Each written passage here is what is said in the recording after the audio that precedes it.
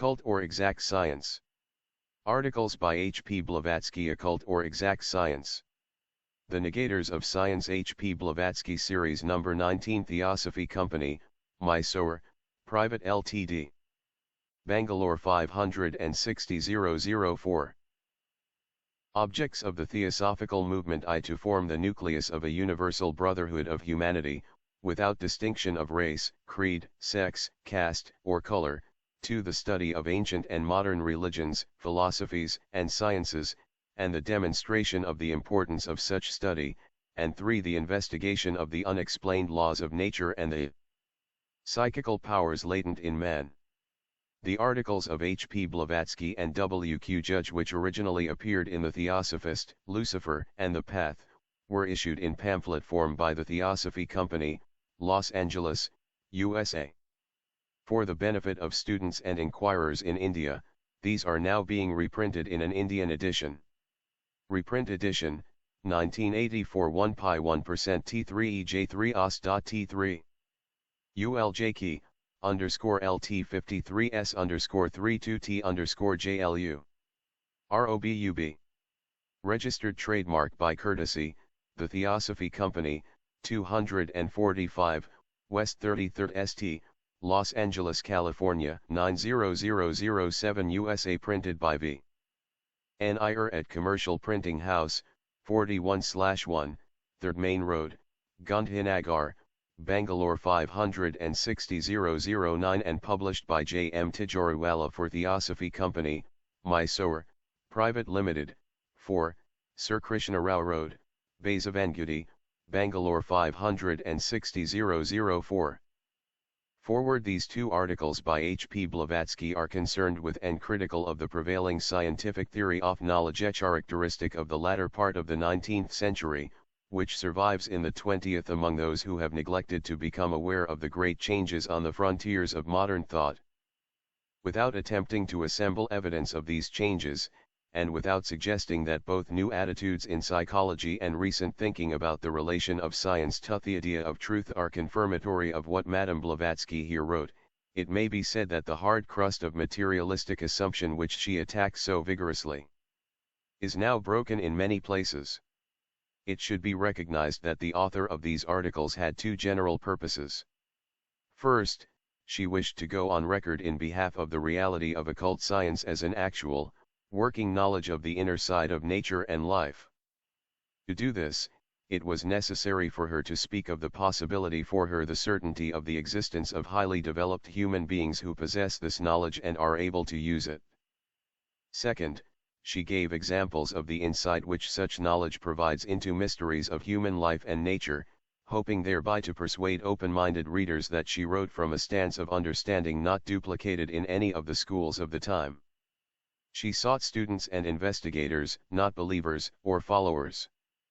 But she was quite aware that the revolutionary character of her declarations would restrict serious response to the few. This remains true, today, although there is reason to think that the few, in these days of anxiety and general disillusionment, may come to be somewhat more numerous than they were during the confident years of the 19th century. Her method, in these articles, is to state certain of the postulates of occult science, to illustrate how the laws they represent may be seen to operate within the field of ordinary human experience, and to use these postulates and examples as a basis for criticism of the gross conceptions of the science and scholarship of that time. She worked, however, as she points out, under the limitations which confine all those who have actual knowledge of the occult realms of nature. She could not, that is, reveal much more than scattered instances of the teachings on which she drew. As she said, those who are occultists work on certain lines that they dare not trespass. Their mouth is closed, their explanation and demonstration are limited. What can they do? Science will never be satisfied with a half explanation. It follows that her discussion is addressed to those who have intuitive reasons for wondering about the constitution of nature and the meaning of human life, and, being thoughtful, may recognize that if such knowledge as she describes should indeed exist, one who knows it would be placed under precisely the limitations of which she speaks. She wrote for such individuals of perceptive mind, and for all who, in the progress of time, may grow convinced that the human race has never been without true teachers, and who resolve to search out the record of what they have taught. For the distinguished and often very humble men who may be termed true scientists, HPB had nothing but respect, as she made clear again and again. She sought only to free those who would listen from the dulling effects of soul-denying materialism and to point to a path of self-discovery that, if followed, would lead to a kind of truth that needs no external authority and carries its knowers through every trial. The article, Occult or Exact Science, first appeared in the Theosophist for April and May, 1886. The Negators of Science, which was not completed, was printed in Lucifer for April, 1891. Theosophist, April and May, 1886 ECCE Signum.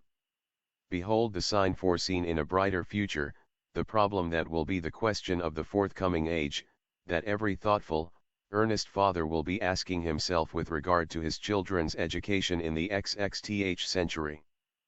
And let it be stated at once, that by occult science neither the life of Aquila nor the austerities of an ascetic are here meant, but simply the study of that which alone can furnish the key to the mysteries of nature, and unveil the problems of the universe and of psycho-physical man, even though one should not feel inclined to go any deeper. Every new discovery made by modern science vindicates the truths of the archaic philosophy. The true occultist is acquainted with no single problem that esoteric science is unable to solve. If approached in the right direction, the scientific bodies of the West have as yet no phenomenon of natural science that they can fathom to its innermost depths, or explain in all its aspects. Exact science fails to do so in this cycle, for reasons that will be given further on. Nevertheless, the pride of the age, which revolts against the intrusion into the empire of science of old, especially of transcendental truths, is growing every year more intolerant. Soon the world will behold it soaring in the clouds of self-sufficiency like a new Tower of Babel, to share, perchance, the fate of the biblical monument. In a recent scientific work on anthropology, one can read the following: it is then given to us, at last, to know, to grasp, to handle and measure the forces through which it is claimed, that God proceeded. We have made electricity our postman, light our draftsman, affinity our journeyman, etc., etc. This is in a French work one who knows something of the perplexities of exact science, of the mistakes and daily confessions of her staff, feels inclined, after reading such pompous stuff, to exclaim with the malcontent of the Bible, Tradidit mundum ut non sciant. Verily the world was delivered to them that they should never know it. 1 Bulletin de la Société d'Anthropologie, 3 Fasc. p. 384. How likely the scientists are to succeed in this direction may be inferred from the fact that the great Humboldt himself could give expression to such erroneous axioms as this one: science begins for man only when his mind has mastered matter. 2. The word spirit for matter might perhaps have expressed a greater truth. But Emre would not have complimented the venerable author of the Abjame Ream the terms he did, had the term matter been replaced by spirit. 1. Intend to give a few illustrations to show that the knowledge of matter alone, with the quantum imponderable forces, whatever the adjective may have meant with the French Academy and Royal Society at the time it was invented, is not sufficient for the purposes of true science. Nor will it ever prove efficient to explain the simplest phenomenon even in objective physical nature, let alone the abnormal cases in which physiologists and biologists at present manifest such interest. As Father Secchi, the famous Roman astronomer, expressed it in his work, 8, if but a few of the new forces were proven, they would necessitate the admission in their domain, that of forces, of agents of quite another order than those of gravitation. I have read a good deal about occultism and studied Kabbalistic books. I have never understood one word in them. Was a recent remark made by a learned experimenter in thought transference, color sounds, and so on very likely. One has to study his letters before he can spell and read, or understand what he reads. Some 40 years back, I knew a child, a little girl of 7 or 8, who very seriously frightened her parents by saying, "Now, "Mama, I love you. You are good and kind to me today. Your words are quite blue." "What do you mean?" asked the mother. "Your words are all blue because they are so caressing, but when you scold me they are red, so red. But it is worse when you fly in a passion with Papa, for then they are orange. Horrid like that." And the child pointed to the hearth, with a big roaring fire and huge flames in it. The mother turned pale. After that the little sensitive was heard very often associating two cosmos, vol. I, pages 3 and 76, with same ideas. 3-le fork, etc. Sounds with colors. The melody played by the mother on the piano threw her into ecstasies of delight. She saw such beautiful rainbows, she explained, but when her aunt played, it was fireworks and stars, brilliant stars shooting pistols and then bursting. The parents got frightened and suspected something had gone wrong with the child's brain. The family physician was sent for. "Exuberance of childish fancy," he said. "Innocent hallucinations. Don't let her drink tea, and make her play more with her little brothers, fight with them, and have physical exercise." And he departed. In a large Russian city, on the banks of the Volga, stands a hospital with a lunatic asylum attached to it. There a poor woman was locked up for over 20 years to the day of her death, in fact as a harmless though insane patient. No other proofs of her insanity could be found on the case books than the fact that the splash and murmur of the river waves produced the finest God's rainbows for her, while the voice of the superintendent caused her to see black and crimson, the colors of the evil one. About that same period, namely in 1840, something similar to this phenomenon was heralded by the French papers.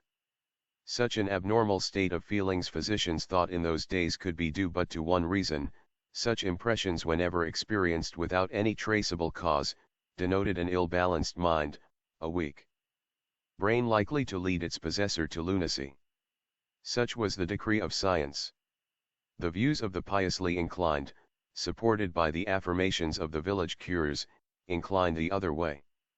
The brain had not to do with obsession, for it was simply the work or tricks of the much slandered old gentleman with cloven foot and shining horns. Both the men of learning and the superstitious good women have had somewhat to alter their opinions since 1840. Even in that early period and before the Rochester wave of spiritualism had swept over any considerable portion of civilized society in Europe, it was shown that the same phenomenon could be produced by means of various narcotics and drugs. Some bolder people, who feared neither a charge of lunacy nor the unpleasant prospect of being regarded as wards in Old Nick's chancery, made experiments and declared the results publicly. One was Théophile Gautier, the famous French author. Few are those acquainted with the French literature of that day, who have not read the charming story told by that author, in which he describes the dreams of an opium eater. To analyze the impressions at first hand, he took a large dose of hashish. "My hearing," he writes, "acquired marvelous capacities. I heard the music of the flowers, sounds, green, red and blue poured into my ears in clearly perceptible waves of smell and color. A tumbler upset, the creaking of an armchair, a word whispered in the lowest tones vibrated and resounded within me like so many claps of thunder. At the gentlest contact with objects, furniture or human body, I heard prolonged sounds, sighs like the melodious vibrations of an Aeolian harp. No doubt the powers of human fancy are great, no doubt delusion and hallucination may be generated for a shorter or a longer period in the healthiest human brain, either naturally or artificially. But natural phenomena that are not included in that abnormal class do exist, and they have at last taken forcible possession even of scientific minds. The phenomena of hypnotism, of thought transference, of sense provoking, merging as they do into one another and manifesting their occult existence in our phenomenal world, succeeded feebly in arresting the attention of some eminent scientists. Under the leadership of the famous Dr. Charcot, of the Salpêtrière of L'Hospital in Paris, several famous men of science took the phenomena in hand in France, Russia, England, Germany, and Italy. For over 15 years they have been experimenting, investigating, theorizing. And what is the result? The sole explanation given to the public, to those who thirst to become acquainted with the real, the intimate nature of the phenomena, with their productive cause and genesis, is that the sensitives who manifest them are all hysterical. They are psychopaths, 1-5, and neurosis 6. We are told, no other cause underlying the needless variety of manifestations than that of a purely physiological character. This looks satisfactory for the present, and quite hopeful for the future. Hysterical hallucination is thus doomed to become, as it appears, the alpha and the omega of every phenomenon. At the same time, science defines the word hallucination as an error of our senses, shared by, and imposed, by that error, upon our intellect. For La Presse, July 10, 1845. A Greek compound term coined by the Russian medical faculties. 6. From the word neurosis. Gens. 7. Now such hallucinations of a sensitive as are objective, the apparition of an astral body for instance, are not only perceptible by the sensitives, or mediums, intelligence, but are likewise shared by the senses of those present. Consequently, the natural inference is that all those witnesses are also hysterical. The world is in danger, we see, of being turned, by the end of this century, into one vast lunatic asylum, in which the learned physicians alone would form the sane portion of humanity. Of all the problems of medical philosophy, hallucination seems, at this rate, the most difficult to solve, the most obstinate to get rid of.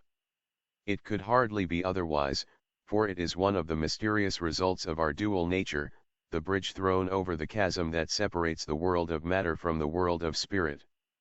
None but those willing to cross to the other side can appreciate it, or ever recognize the noumenon of its phenomena.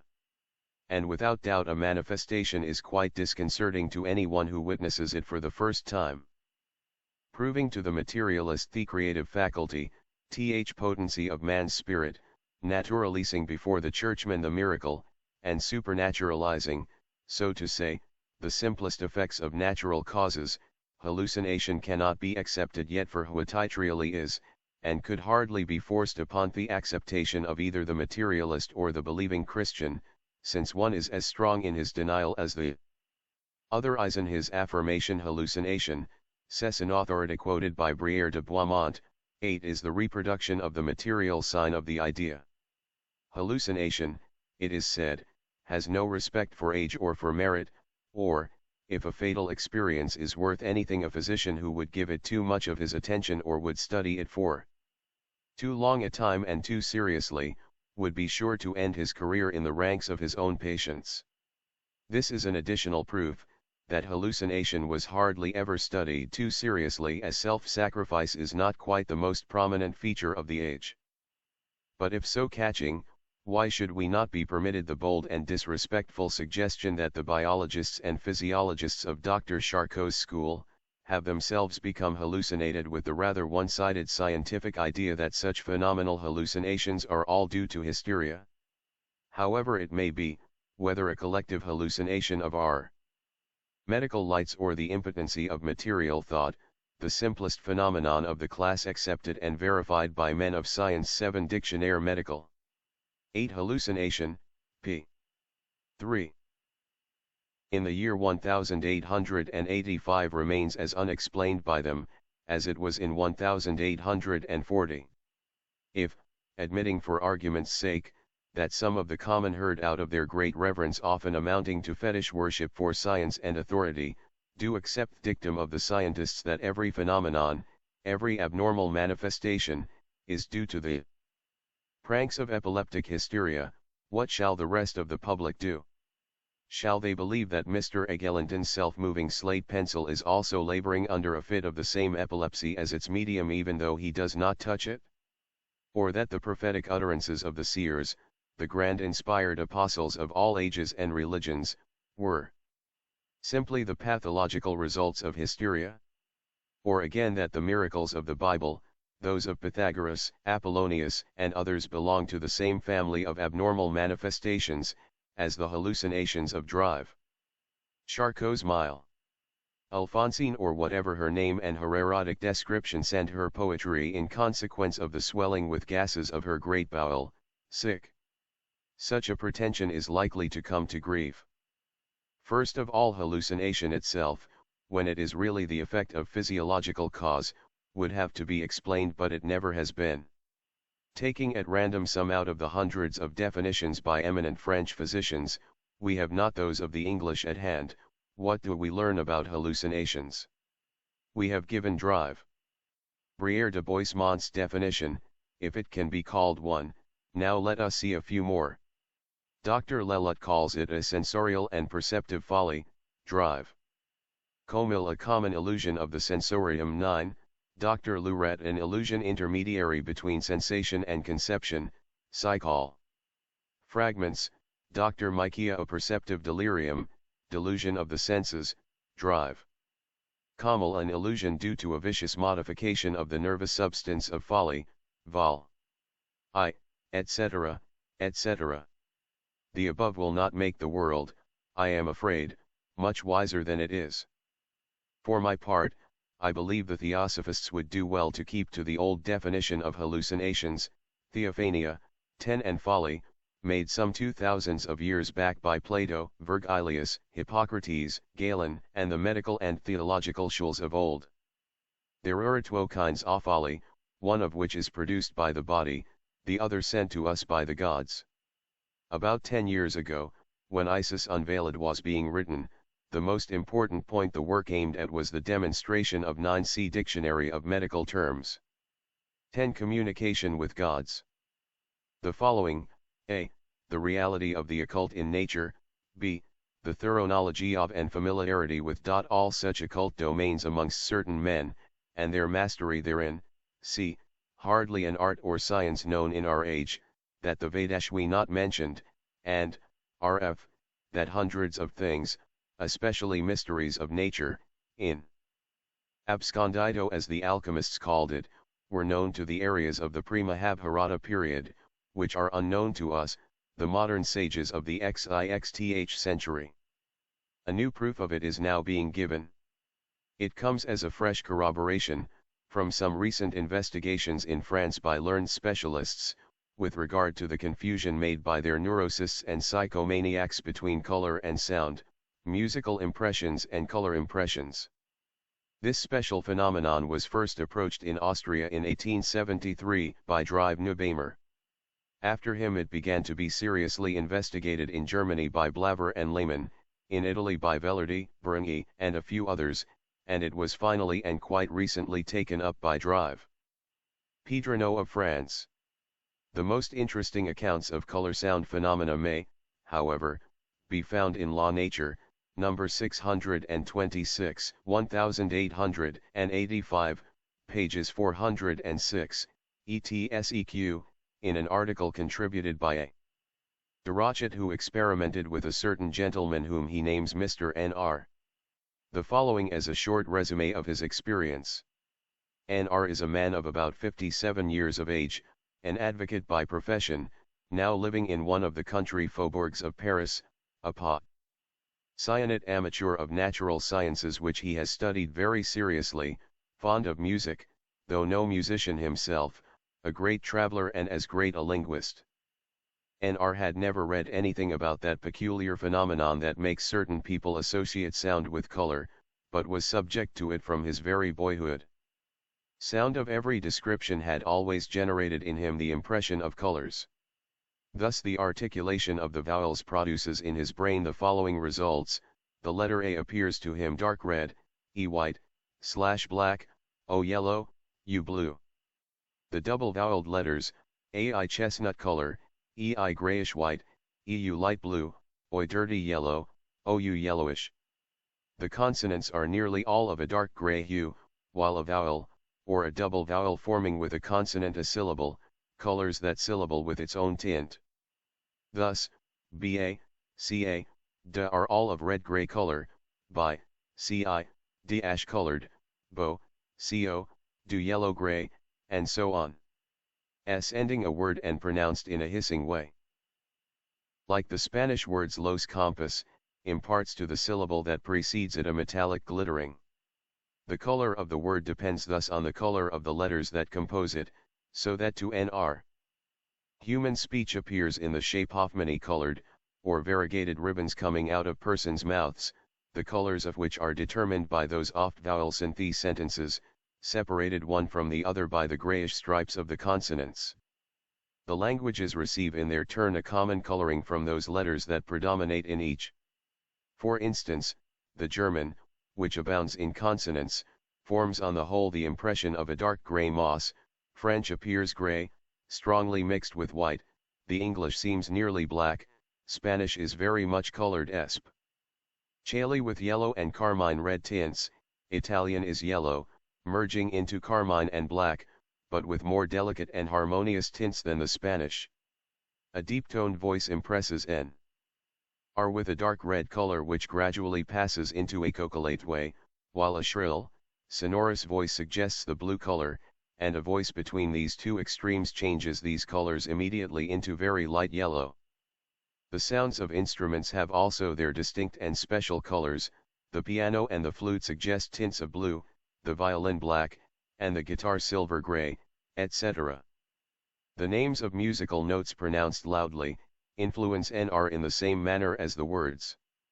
The colors of a singing voice and playing depend upon the voice and its compass and altitude, and upon the instrument played on. So it is with figures verbally pronounced, but when read mentally they reflect for him the color of the ink they are written or printed with. The form, therefore, has not to do with such color phenomena. While these impressions do not generally take place outside of himself, but perform, so to say, on the platform of his brain, we find other sensitives offering far more curious phenomena than N.R. does. Besides Galton's interesting chapter upon this subject, in his Inquiries into Human Faculty and its Development, we find in the London Medical Record a sensitive describing his impressions in this wise: as soon as I hear the sounds of a guitar, I see vibrating chords, surrounded by colored vapors. The piano produces the same, colored images begin to float over the keys. One of Drive. Pedrono's subjects in Paris 11 has always color impressions outside of himself. Whenever I hear a chorus composed of several voices, he says, I feel a great number of colored points floating over the heads of the singers. I feel them, for my eye receives no definite impression, nevertheless, I am compelled to look at them, and while examining them I feel perplexed, for I cannot find those bright colored spots where I look at them, or rather feel them. Inversely, there are sensitives in whom the sight of colors evokes immediately that of sounds, and others again, in whom a triple phenomenon is produced by one special sense generating two other senses. A certain sensitive cannot hear a brass band without a taste like copper in the mouth during a performance, and seeing dark golden clouds. Science investigates such manifestations, recognizes their reality, and remains powerless to explain them. Neurosis and hysteria is the only answer obtained, and the canine hallucinations of the French academicians quoted in Isis, have remained valid to this day as an explanation, or a universal solvent of all such phenomena. But it is only natural after all, that science should be unable to account at any rate for this particular phenomenon of light and sound, since their theory of light itself has never been fully verified, nor made complete to the present day. Let then our scientific opponents play for a while longer at blind man's buff amongst phenomena, with no ground to stand upon but their eternal physiological hypotheses. The time is not perhaps far off when they shall be compelled to change their tactics or confess themselves defeated by even such elementary phenomena as described above. But, whatever physiologists may, or may not say, or do, whatever their scientific explanations, hypotheses, and conclusions at present or in the future, modern phenomena are fast cycling back for their true explanation, to the archaic Vedas, and other sacred books of the East. For it is an easy matter to show, that the Vedic Aryans were quite familiar with all such mysteries of sound and color. Mental correlations of the two senses of sight and hearing were as common a fact in their days, as that of a man in our own seeing objective things before him with eyes wide open at noon. Any student of occultism, the youngest of Cellus who has just 11 Annals de Oculistici, November and December 1882. Journal de Médecine de I West, 4 me trimester, 1882. Begun reading esoterically his Vedas, can suspect what the real phenomenon means, simply a cyclic return of human organisms to their primitive form during the third and even the fourth root races of what is known as the antediluvian periods. Everything conspires to prove it, even the study of such exact sciences as philology and comparative mythology. From the hoary days of antiquity, from the very dawn of the grand civilizations of those races that preceded our fifth race, and the traces of which now lie buried at the very bottom of the oceans, the fact in question was known.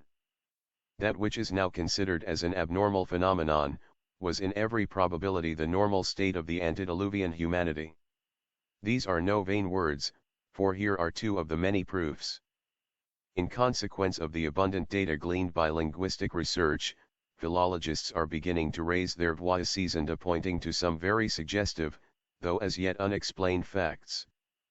1. All the words indicative of human representations and conceptions of light and sound are found to have their derivation from the same roots. 2. Mythology shows, in her turn, the evident law the uniformity of which precludes the possibility of chance that led the ancient symbologists to represent all their sun gods and radiant deities such as the dawn, the sun, or aurora, Phoebus, Apollo, etc. connected in one way or the other with music and singing, with sound in short, associated with radiancy and color. 18. If this is as yet but an inference, there exists a still better proof in the Vedas, for there the conceptions of the words sound and light, to hear and to see, are always associated.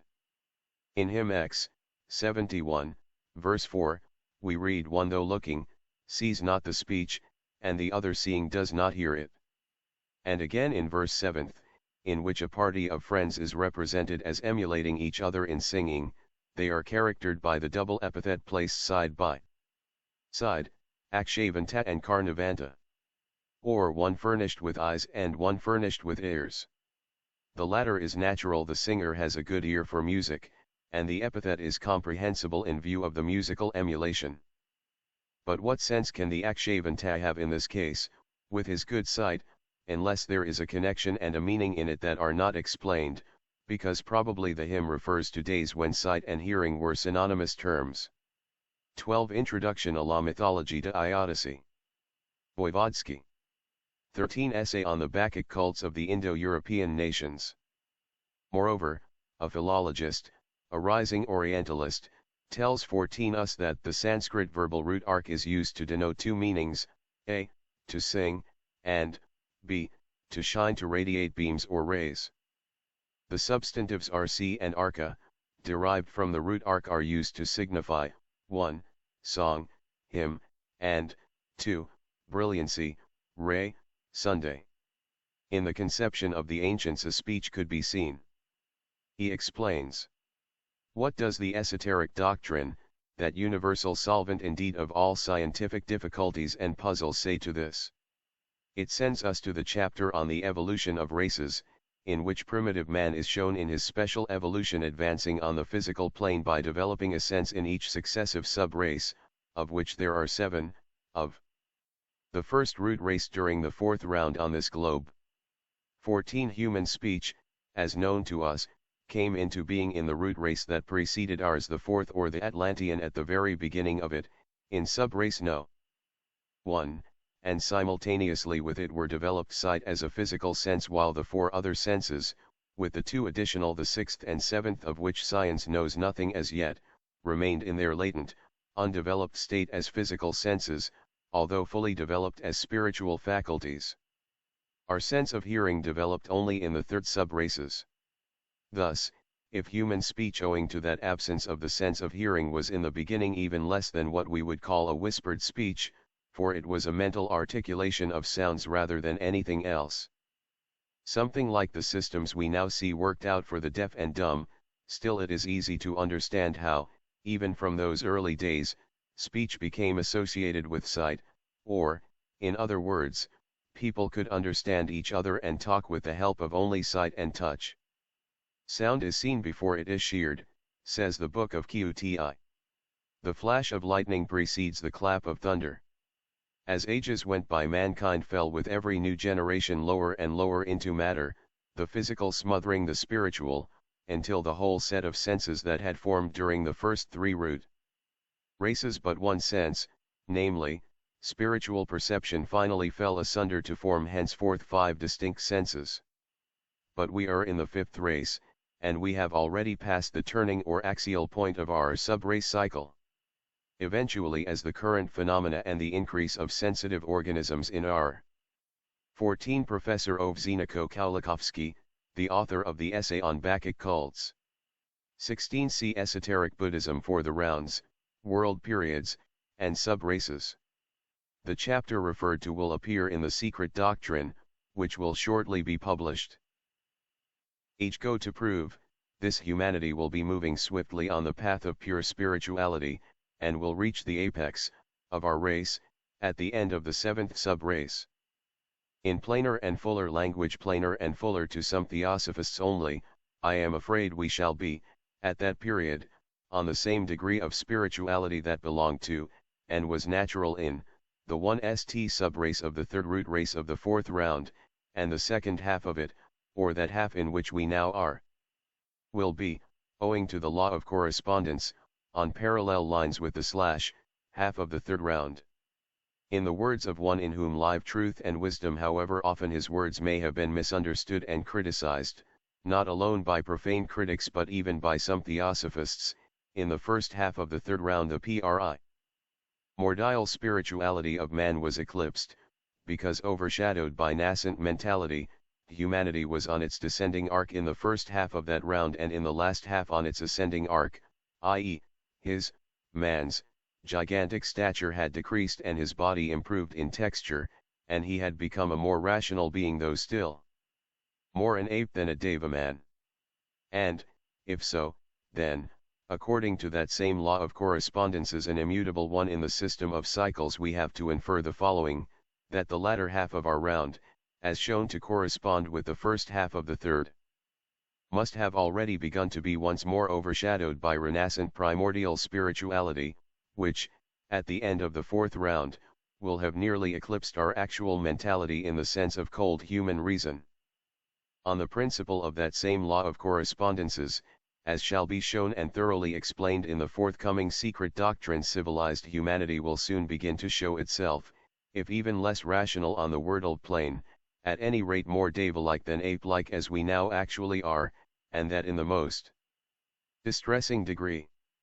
I may conclude with the remark, that since our natural and still ape-like propensities make us dread, individually and collectively, to be thrown by public opinion out of that region where all the smaller bodies gravitate toward the luminary of our social solar system, science and her authority, something has to be done to remedy such a disastrous state of things.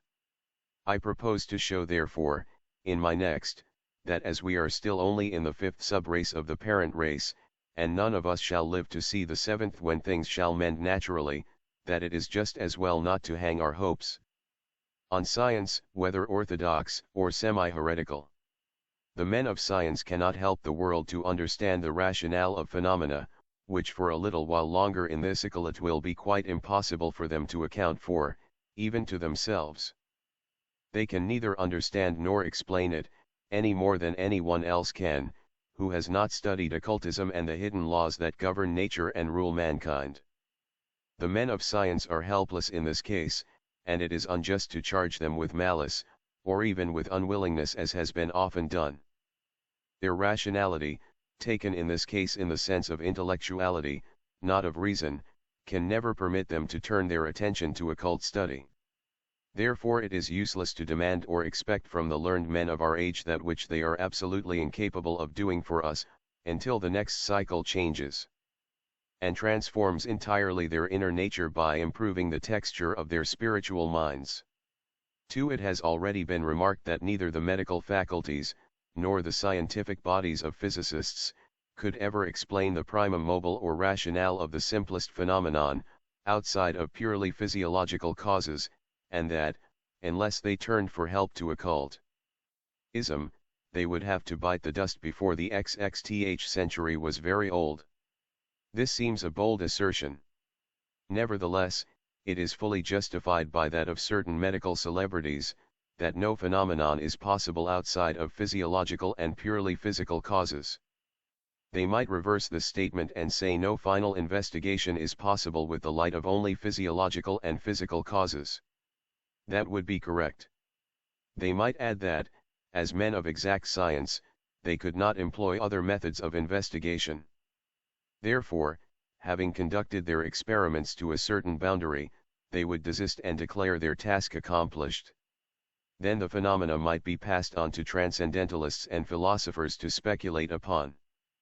Had they spoken in such a spirit of sincerity, no one would have the right of saying that they had not done their duty, for they would have done the best they could under the circumstances, and, as will presently be shown, they could do no more. But at present the neuropathic physicians merely impede the progress of real psychological knowledge. Unless there is an opening, however small, for the passage of a ray from a man's higher self to chase the darkness of purely material conceptions from the seat of his intellect, and to replace it by light from a plane of existence entirely unknown to the ordinary senses, his task can never be wrought to a successful termination. And as all such abnormal cases, in order to be manifested to our physical as well as spiritual senses, in other words, to become objective, must always have their generating causes interblended between the two spheres or planes of existence, the physical and the spiritual, it is but natural that a materialist should discern only those with which he is acquainted, and remain blind to any other. The following illustration will make this clear to every intellectual reader. When we speak of light, of heat, and sound, and so on, what do we mean? Each of these natural phenomena exists per se. But for us it has no being independently of our senses, and exists only to that degree which is perceived by a sense corresponding to it in us. Without being in the least deaf or blind, some men are endowed with far less acute hearing and sight than their neighbors, and it is a well-known fact that our senses can be developed and trained as well as our muscles by exercise and method. It is an old axiom that the sun needs an eye to manifest its light, and though the solar energy exists from the first flutter of our manvantara and will exist to the first killing breath of pralaya, still, if a certain portion of that energy did not call forth those modifications that we name perception of light, Cimmerian darkness would fill the cosmos and we should be denying the very existence of the sun. Science makes a distinction between the two energies, that of heat and that of light. But the same science teaches us that the creature, or being, in which the corresponding external actions would cause a homogeneous modification, could not find any difference between heat and light. On the other hand, that the creature, or being, in which the dark rays of the solar spectrum would call forth the modifications that are produced in us by the bright rays, would see light there, where we saw nothing whatever. Mr. A. Buttelrofe, a professor of chemistry and an eminent scientist, gives us many instances of the above. He points to the observations made by Sir John Lubbock on the sense of color in ants. It was found by that distinguished man of science, that ants do not allow their eggs to remain subjected to light, and carry them off immediately from a sunlit spot to a dark place.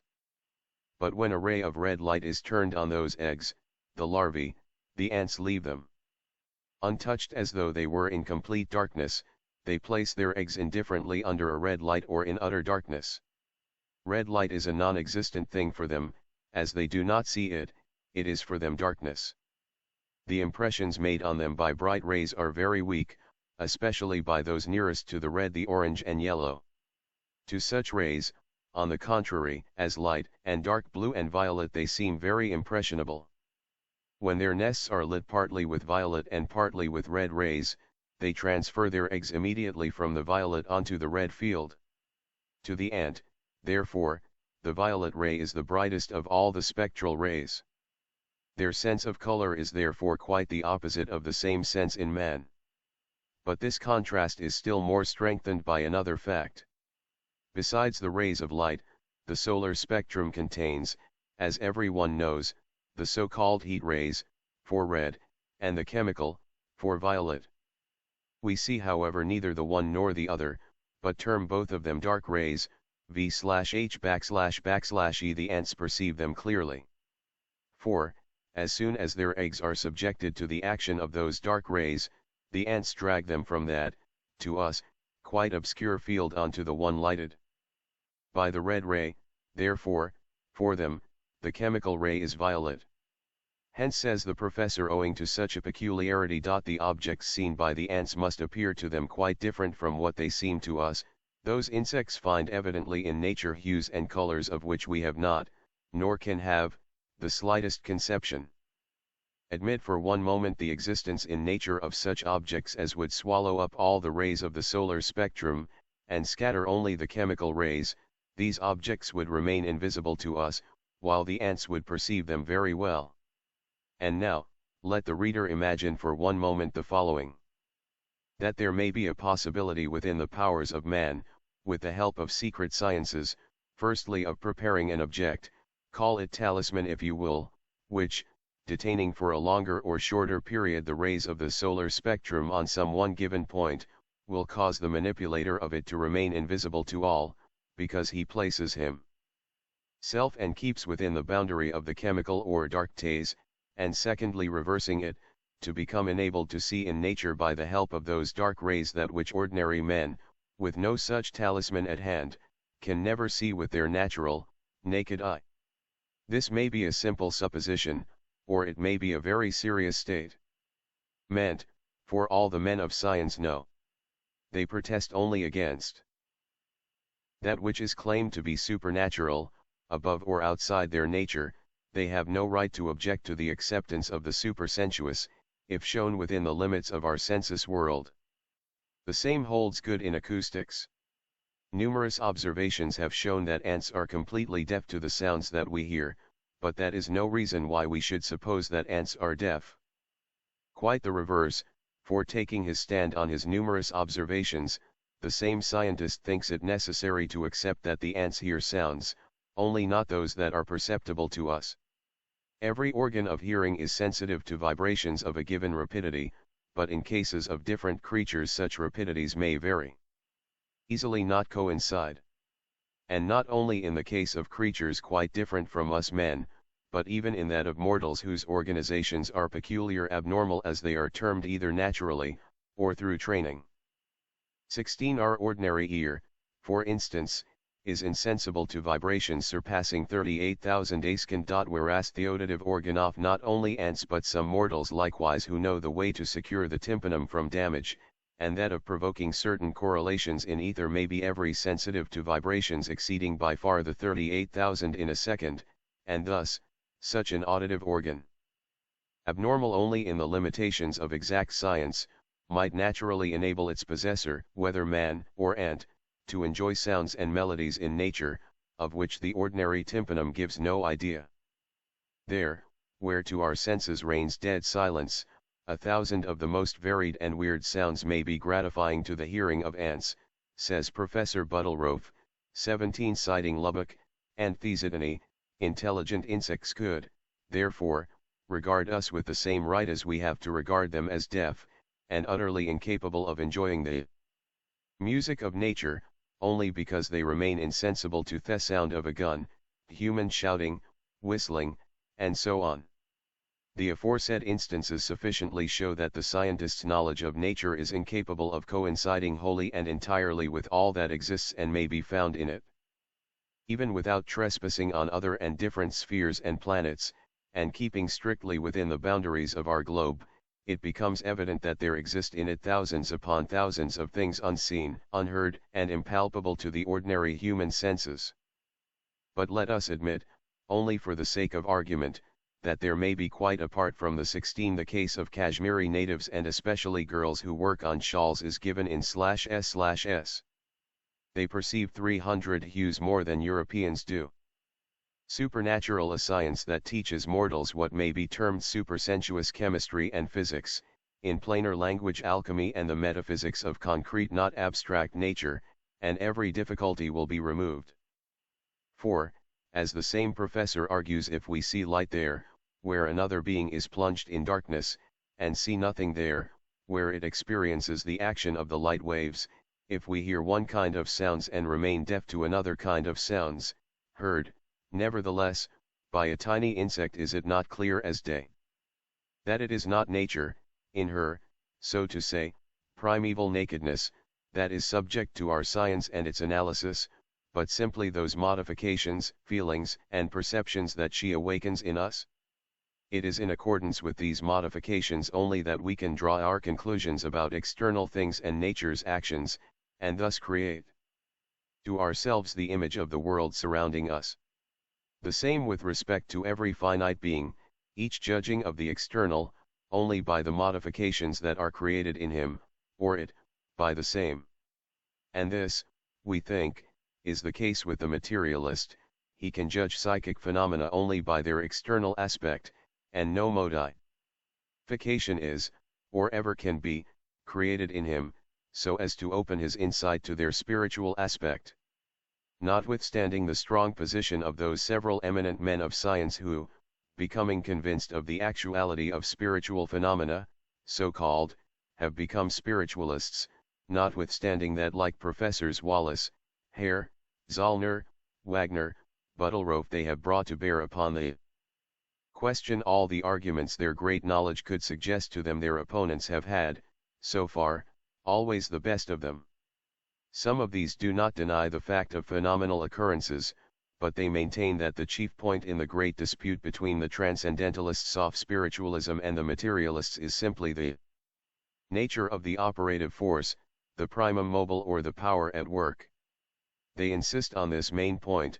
The spiritualists are unable to prove that this agency is that of intelligent spirits of departed human beings, so as to satisfy the requirements of exact science, or of the unbelieving public for the matter of that. And, viewed from this aspect, their position is impregnable.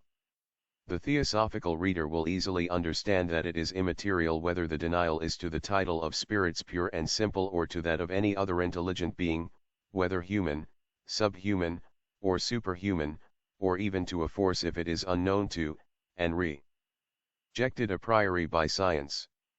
For it seeks precisely to limit such manifestations to those forces only that are within the domain of natural sciences. In short, it rejects point blank the possibility of showing them mathematically to be that which the spiritualists claim them to be, insisting that they have been already demonstrated. It becomes evident, therefore, that the theosophist, or rather the occultist, must find his position far more difficult than even the spiritualist ever can, with regard to modern science. For it is not to phenomena per se that most of the men of science are averse, but to the nature of the agency said to be at work. If, in the case of spiritual phenomena, these have only the materialists against them, not so in our case. The theory of spirits has only to contend against those who do not believe in the survival of man's soul. Occultism raises against itself the whole legion of the academies, because, while putting every kind of spirits, good, bad and indifferent, in the second place, if not entirely in the background, it dares to deny several of the most vital scientific dogmas, and in this case, the idealists and the materialists of science feel equally indignant, for both, however much they may disagree in personal views, serve under the same banner. There is but one science, even though there are two distinct schools, the idealistic and the materialistic, and both of these are equally considered authoritative and orthodox in questions on science. Few are those among us who clamored for a scientific opinion expressed upon occultism, who have thought of this, or realized its importance in this respect. Science, unless remodeled entirely, can have no hand in occult teachings. Whenever investigated on the plan of the modern scientific methods, occult phenomena will prove 10 times more difficult to explain than those of the spiritualists pure and simple. It is, after following for nearly 10 years, the arguments of many learned opponents who battled for and against phenomena, that an attempt is now being made to place the question squarely before the theosophists. It is left with them, after reading what I have to say to the end, to use their judgment in the matter, and to decide whether there can remain one tittle of hope for us ever to obtain in that quarter, if not efficient help, at any rate a fair hearing in favor of the occult sciences. From none of their members, I say, not even from those whose inner sight has compelled them to accept the reality of the mediumistic phenomena. This is but natural. Whatever they be, they are men of the modern science even before they are spiritualists, and if not all. Some of them at any rate would rather give up their connection with, and belief in, mediums and spirits, than certain of the great dogmas of orthodox, exact science. And they would have to give up not a few of these were they to turn occultists and approach the threshold of the mystery in a right spirit of inquiry. It is this difficulty that lies at the root of the recent troubles of theosophy, and a few words upon the subject will not be out of season, the more so as the whole question lies in a nutshell. Those theosophists who are not occultists cannot help the investigators, let alone the men of science. Those who are occultists work on certain lines that they dare not trespass.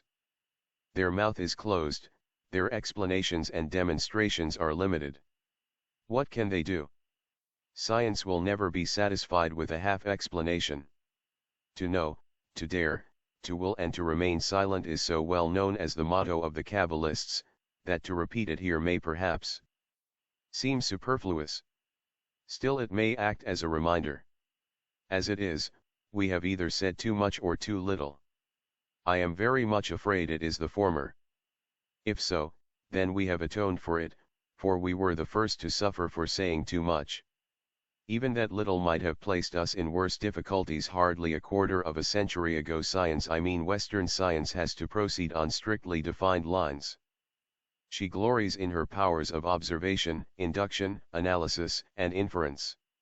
Whenever a phenomenon of an abnormal nature comes before her for investigation, she has to sift it to its very bottom, or let it go. And this she has to do, and she cannot, as we have shown, proceed on any other than the inductive methods based entirely on the evidence of physical senses.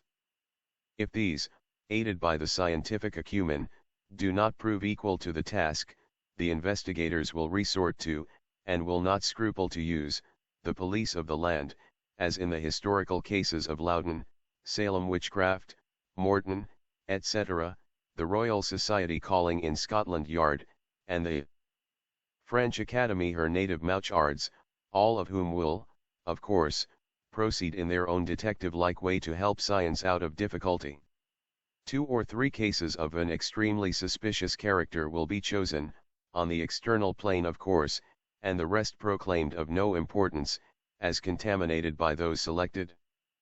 The testimony of eyewitnesses will be rejected, and the evidence of ill-disposed persons speaking on hearsay accepted as unimpeachable. Let the reader go over the 20-odd volumes of de Mervelly's and de Mousseau's works, embracing over a century of forced inquiry into various phenomena by science, and he will be better able to judge the ways in which scientific, often honorable, men proceed in such cases. What can be expected then, even from the idealistic school of science, whose members are in so small a minority? Laborious students they are, and some of them open to every truth and without equivocation. Even though they may have no personal hobbies to lose, should their previous views be shown to err, still there are such dogmas in orthodox science that even they would never dare to trespass. Such, for instance, are their axiomatic views upon the law of gravitation and the modern conceptions of force, matter, light, etc., etc. At the same time we should bear in mind the actual state of civilized humanity, and remember how its cultured classes stand in relation to any idealistic school of thought, apart from any question of occultism. At the first glance we find that 2/3 of them are honeycombed with what may be called gross and practical materialism.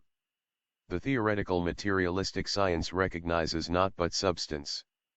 Substance is its deity, its only God.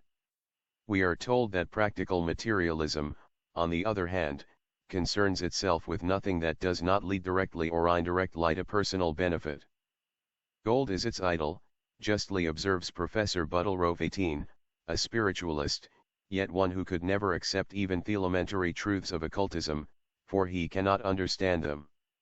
A lump of matter, he adds, the beloved substance of the theoretical materialists, is transformed into a lump of mud in the unclean hands of ethical materialism.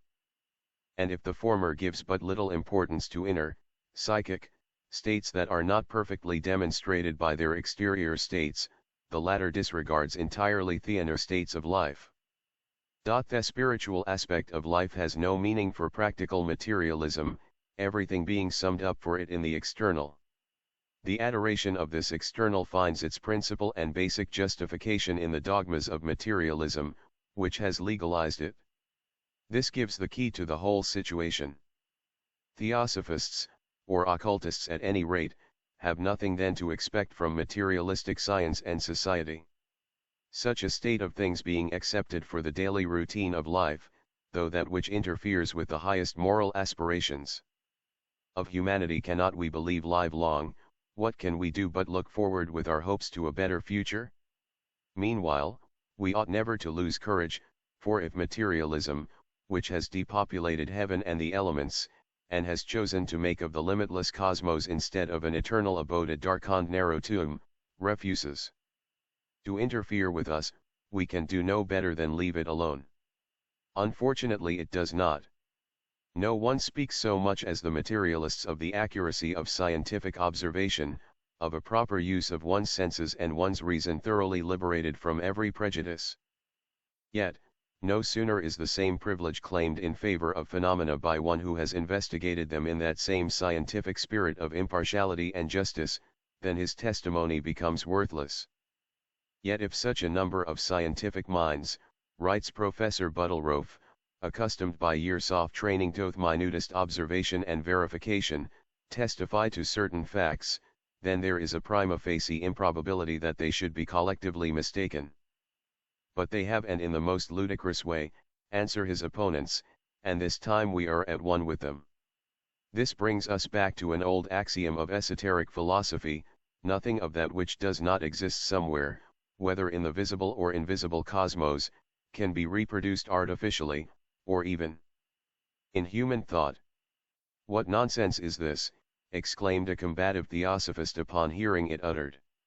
Suppose I think of an animated tower, with rooms in it and a human head, approaching and talking with me, can there be such a thing in the universe? Or parrots hatching out of almond shells, said another skeptic. Why not? Was the answer. Not on this earth, of course. But how do we know that there may not be such beings as you describe, tower-like bodies and human heads, on some other planet? Imagination is nothing but the memory of preceding births, Pythagoras tells us. You may yourself have been such a tower man for all you know, with rooms in you in which your family found shelter like the little ones of the kangaroo. As for parrots hatching out of almond shells, no one could swear that there was no such thing in nature, in days of old, when evolution gave birth to far more curious monsters. A bird hatching out of the fruit of a tree is perhaps one of those countless words dropped by evolution so many ages ago, that the last whisper of its echo was lost in the diluvian roar. The mineral becomes plant, the plant an animal man, etc., say the Kabbalists. Speaking of the evidence and the reliability of senses, even the greatest men of science got caught once upon a time, in not only believing such a thing, but in actually teaching it as a scientific fact as it appears. When was that, was the incredulous question. Not so far back, after all, some 280 years ago in England. The strange belief that there was a kind of a seafowl that hatched out of a fruit was not limited at the very end of the XVth century to the inhabitants of English seaport towns only.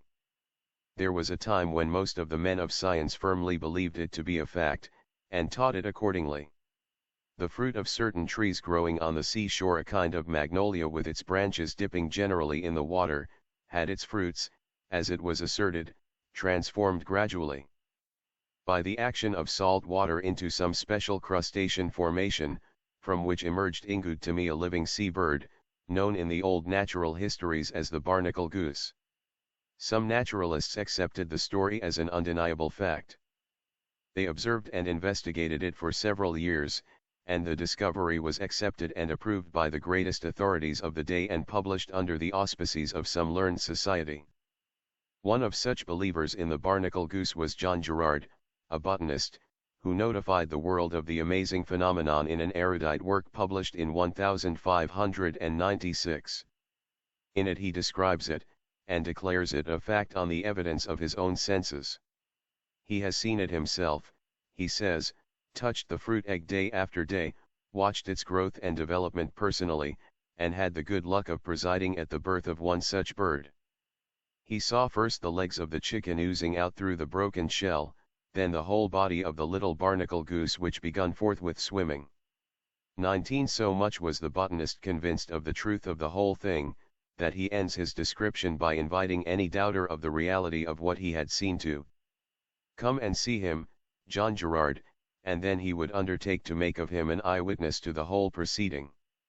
Robert Murray, another English savant and an authority in his day, vouches for the reality of the transformation of which he was also an eyewitness.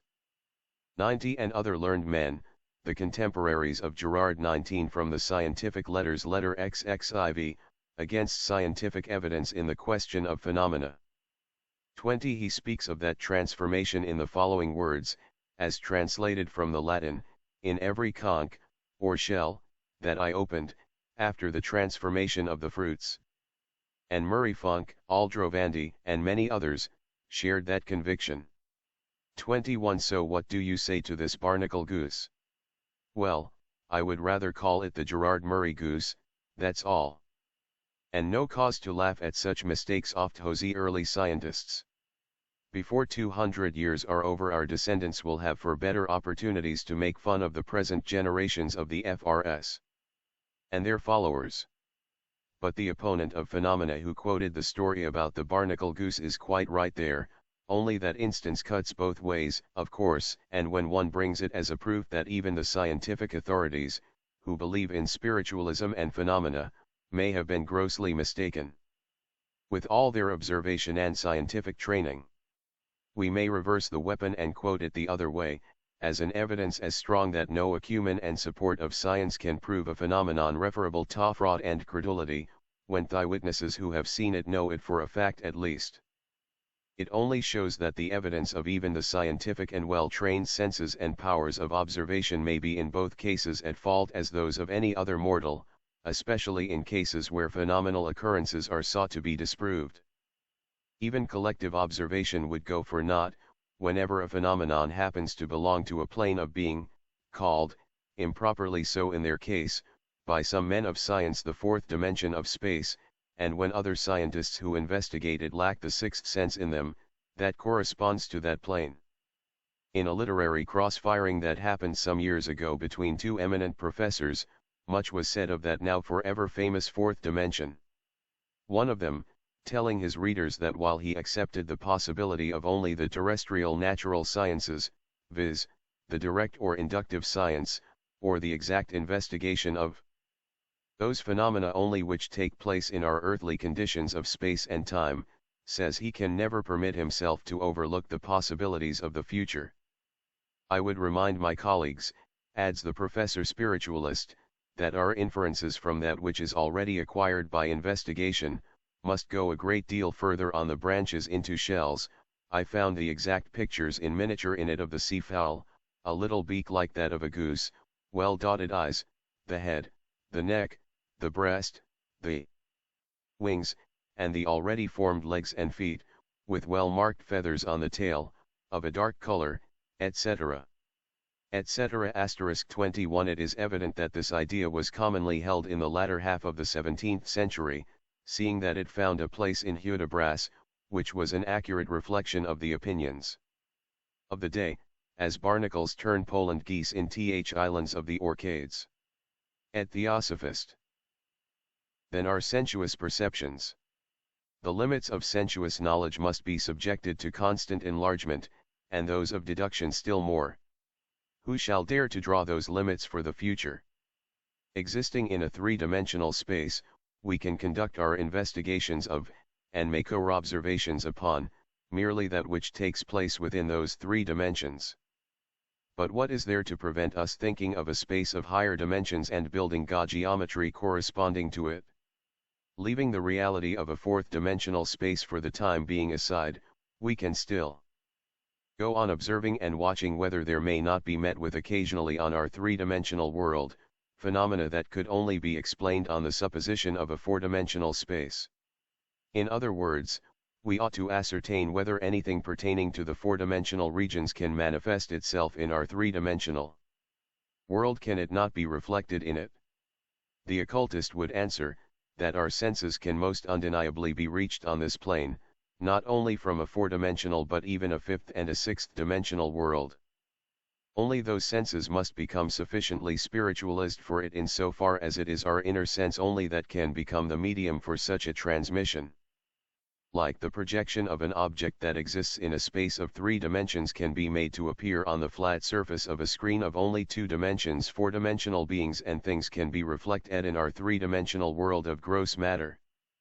But, as it would require a skillful physicist to make his audience believe that the things real as life they see on his screen are not shadows but realities, so it would take a wiser one than any of us to persuade a man of science, let alone a crowd of scientific men, that what he sees reflected on our 3-dimensional screen may be, at times, and under certain conditions, a very real phenomenon, reflected from, and produced by 4-dimensional powers, for his private delectation, and as a means to convince him.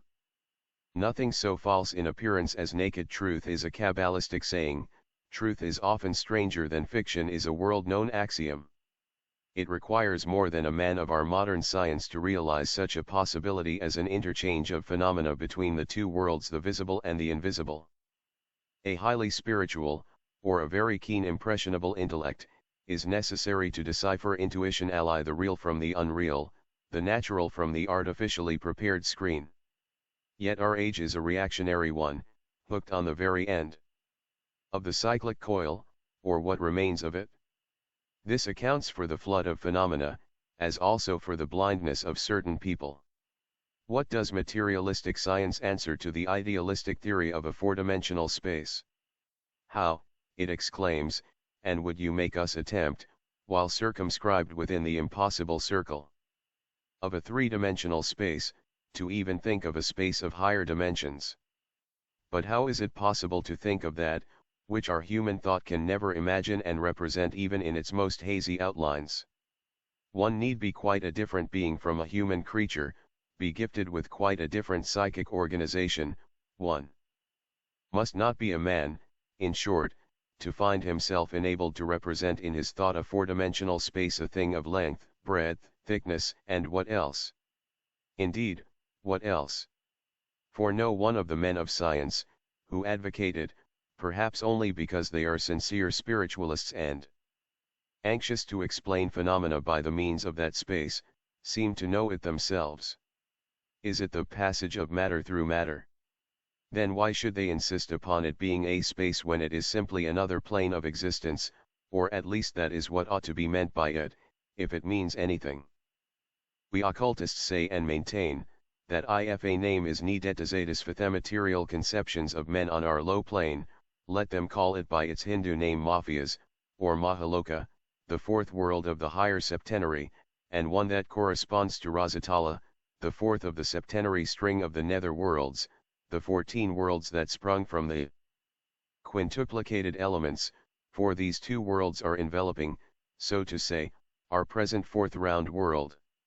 Every Hindu will understand what is meant. Mahas is a higher world, or plane of Fixist and Sarather, as that plane to which belongs the ant just spoken of, is perchance a lower one of the nether septenary chains. And if they call it so, they will be right. Indeed, people speak of this four-dimensional space as though it were a locality, a sphere, instead of being what it is, quite a different state of being. Ever since it came to be resurrected in people's minds by Professor Zollner, it has led to endless confusion. How did it happen? By the means of an abstruse mathematical analysis, a spiritual-minded man of science finally came to the laudable conclusion that our conception of space may not be infallible, nor is it absolutely proven that besides our three-dimensional calculations it is mathematically impossible that there are spaces of more or less dimensions in the wide universe. But, as is well expressed by a skeptic, the confession of the possible existence of spaces of different dimensions than our own does not afford us, the high mathematicians, the slightest conception of what those dimensions really are. To accept a higher four-dimensional space is like accepting infinitude. Such an acceptation does not afford us the smallest help by which we might represent to ourselves either of these. All we know of such higher spaces is, that they have nothing in common with our conceptions of space scientific letters. Our conception means of course the conception of materialistic science, thus leaving a pretty wide margin for other less scientific, withal more spiritual, minds. To show the hopelessness of ever bringing a materialistic mind to realize or even conceive in the most remote and hazy way the presence among us, in our three-dimensional world of other higher planes of being, I may quote from the very interesting objections made by one of the two learned opponents, already referred to. With regard to this space he asks, is it possible to introduce as an explanation of certain phenomena the action of such a factor, of which we know nothing certain, are ignorant even of its nature and its faculties? Perchance, there are such, who may know something, who are not so hopelessly ignorant. If an occultist were appealed to, he would say no, exact physical science has to reject its very being, otherwise that science would become metaphysical. It cannot be analyzed, hence explained, on either biological or even physiological data. Nevertheless, it might, inductively, as gravitation for instance, of which you know no more than that its effects may be observed on our three-dimensional Earth. Again, 1.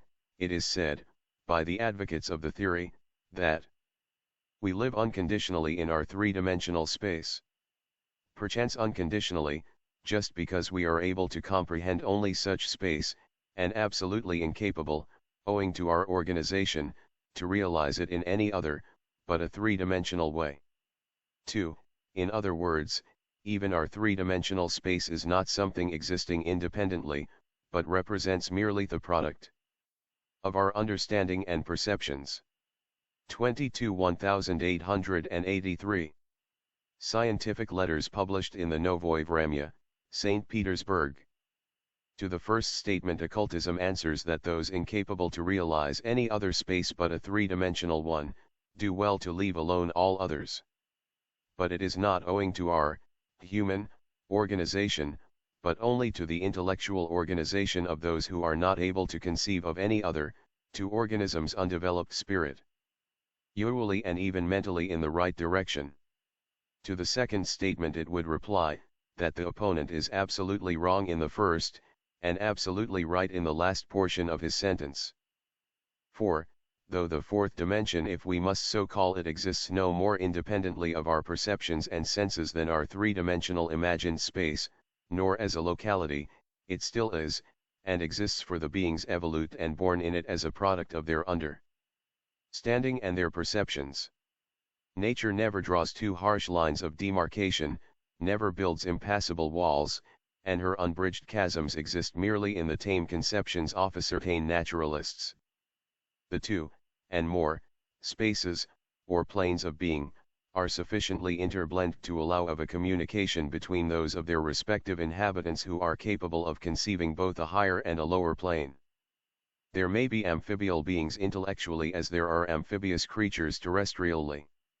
The objector to a fourth-dimensional plane complains that the section of high mathematics, known at present under the name of metamathematics, or metageometry, is being misused and misapplied by the spiritualists they seized hold of, and fastened to it as to an anchor of salvation. His arguments are, to say the least, curious. Instead of proving the reality of their mediumistic phenomena, he says, they took to explaining them on the hypothesis of a fourth dimension. Do we see the hand of a Kati king, which disappears in unknown space forthwith on the proscenium, the fourth dimension? Do we get knots on a rope whose two ends are tied and sealed again, that fourth dimension? From this standpoint space is viewed as something objective. It is believed that there are indeed in nature 3, 4, and 5-dimensional spaces. But, firstly, by the means of mathematical analysis we might arrive, in this way, at an endless series of spaces. Only think, what would become of exact science, if, to explain phenomena, such hypothetical spaces were called to its help. If one should fail, we could evoke another, a still higher one, and so on. Oh, poor Kant! And yet, we are told that one of his fundamental principles was that our three-dimensional space is not an absolute one, and that even in respect to such axioms as those of Euclid's geometry, our knowledge and sciences can only be relatively exact and real. But why should exact science be thought in danger only because spiritualists try to explain their phenomena on that plane? And on what other could they explain that which is inexplicable if we undertake to analyze it on the three-dimensional conceptions of terrestrial science, if not by a fourth-dimensional conception? No sane man would undertake to explain the daemon of Socrates by the shape of the great sage's nose, or attribute the inspiration of the light of Asia to Mr. Ed Arnold's skullcap. What would become of science verily, were the phenomena left to be explained on the said hypothesis? Nothing worse, we hope, than what became of science, after the Royal Society had accepted its modern theory of light, on the hypothesis of an universal ether. Ether is no less a product of our understanding than space is. And if one could be accepted, then why reject the other? Is it because one can be materialized in our conceptions, or shall we say had to be, since there was no help for it, and that the other, being useless as a hypothesis for the purposes of exact science, is not, so far as the occultists are concerned, they are at one with the men of strict orthodox science, when to the offer made to experiment and to observe whether there may not occur in our three-dimensional world phenomena, explainable only on the hypothesis of the existence of a space of 4 dimensions, they answer as they do. Well, they say, and shall observation and experiment give us a satisfactory answer to our question concerning the real existence of a higher 4-dimensional space, or solve for us a dilemma unsolvable from whatever side we approach it? How can our human observation and our human experiments, possible only unconditionally within the limits of a space of 3 dimensions, serve us as a point of departure for the recognition of phenomena which can be explained only if we admit the existence of a 4-dimensional space? The above objections are quite right, we think, and the spiritualists would be the only losers were they to ever prove the existence of such space or its interference in their phenomena. For see, what would happen? No sooner would it be demonstrated that, say, a ring does pass through solid flesh and emigrate from the arm of the medium onto that of the investigator who holds the 2 hands of the former, or again, that flowers and other material things are brought through closed doors and walls, and that, therefore, owing to certain exceptional conditions, matter can pass through matter, no sooner would the men of science get collectively convinced of the fact, than the whole theory of spirit agency and intelligent intervention would crumble to dust. The 3-dimensional space would not be interfered with, for the passage of one solid through the other does nothing to do away with even metageometrical dimensions, but matter would be probably endowed by the learned bodies with one more faculty and the hands of the materialists strengthened thereby. Would the world be nearer the solution of psychic mystery? Shall the noblest aspirations of mankind after technology of real spiritual existence on those planes of being that are now confused with the 4-dimensional space be the nearer to solution, because exact science shall have admitted as a physical law the action of one man walking deliberately through the physical body of another man, or through a stone wall? Occult sciences teach us that at the end of the 4th race, matter, which evolutes, progresses and changes, as we do along with the rest of the kingdoms of nature, shall acquire its 4th sense, as it acquires an additional one with every new race. Therefore, to an occultist there is nothing surprising in the idea that the physical world should be developing and acquiring new faculties, a simple modification of matter, new as it now seems to science, as incomprehensible as were at first the powers of steam, sound, electricity. But what does seem surprising is the spiritual stagnation in the world of intellect, and of the highest exoteric knowledge. However, no one can impede or precipitate the progress of the smallest cycle. But perhaps old Tacitus was right, truth is established by investigation and delay, falsehood prospers by precipitancy. We live in an age of steam and mad activity, and truth can hardly expect recognition in this century. The occultist waits and bides his time. H.P. Blavatsky. Lucifer, April, 1891. The negators of science. As for what thou hearest others say, who persuade the many that the soul, when once freed from the body, neither suffers evil nor is conscious, I know that thou art better grounded in the doctrines received by us from our ancestors and in the sacred orgies of Dionysus, than to believe them, for the mystic symbols are well known to us, who belong to the brotherhood. Plutarch of late. Theosophists in general, and the writer of the present paper especially, have been severely taken to task for disrespect to science. We are asked what right we have to question the conclusions of the most eminent men of learning, to refuse recognition of infallibility, which implies omniscience, to our modern scholars.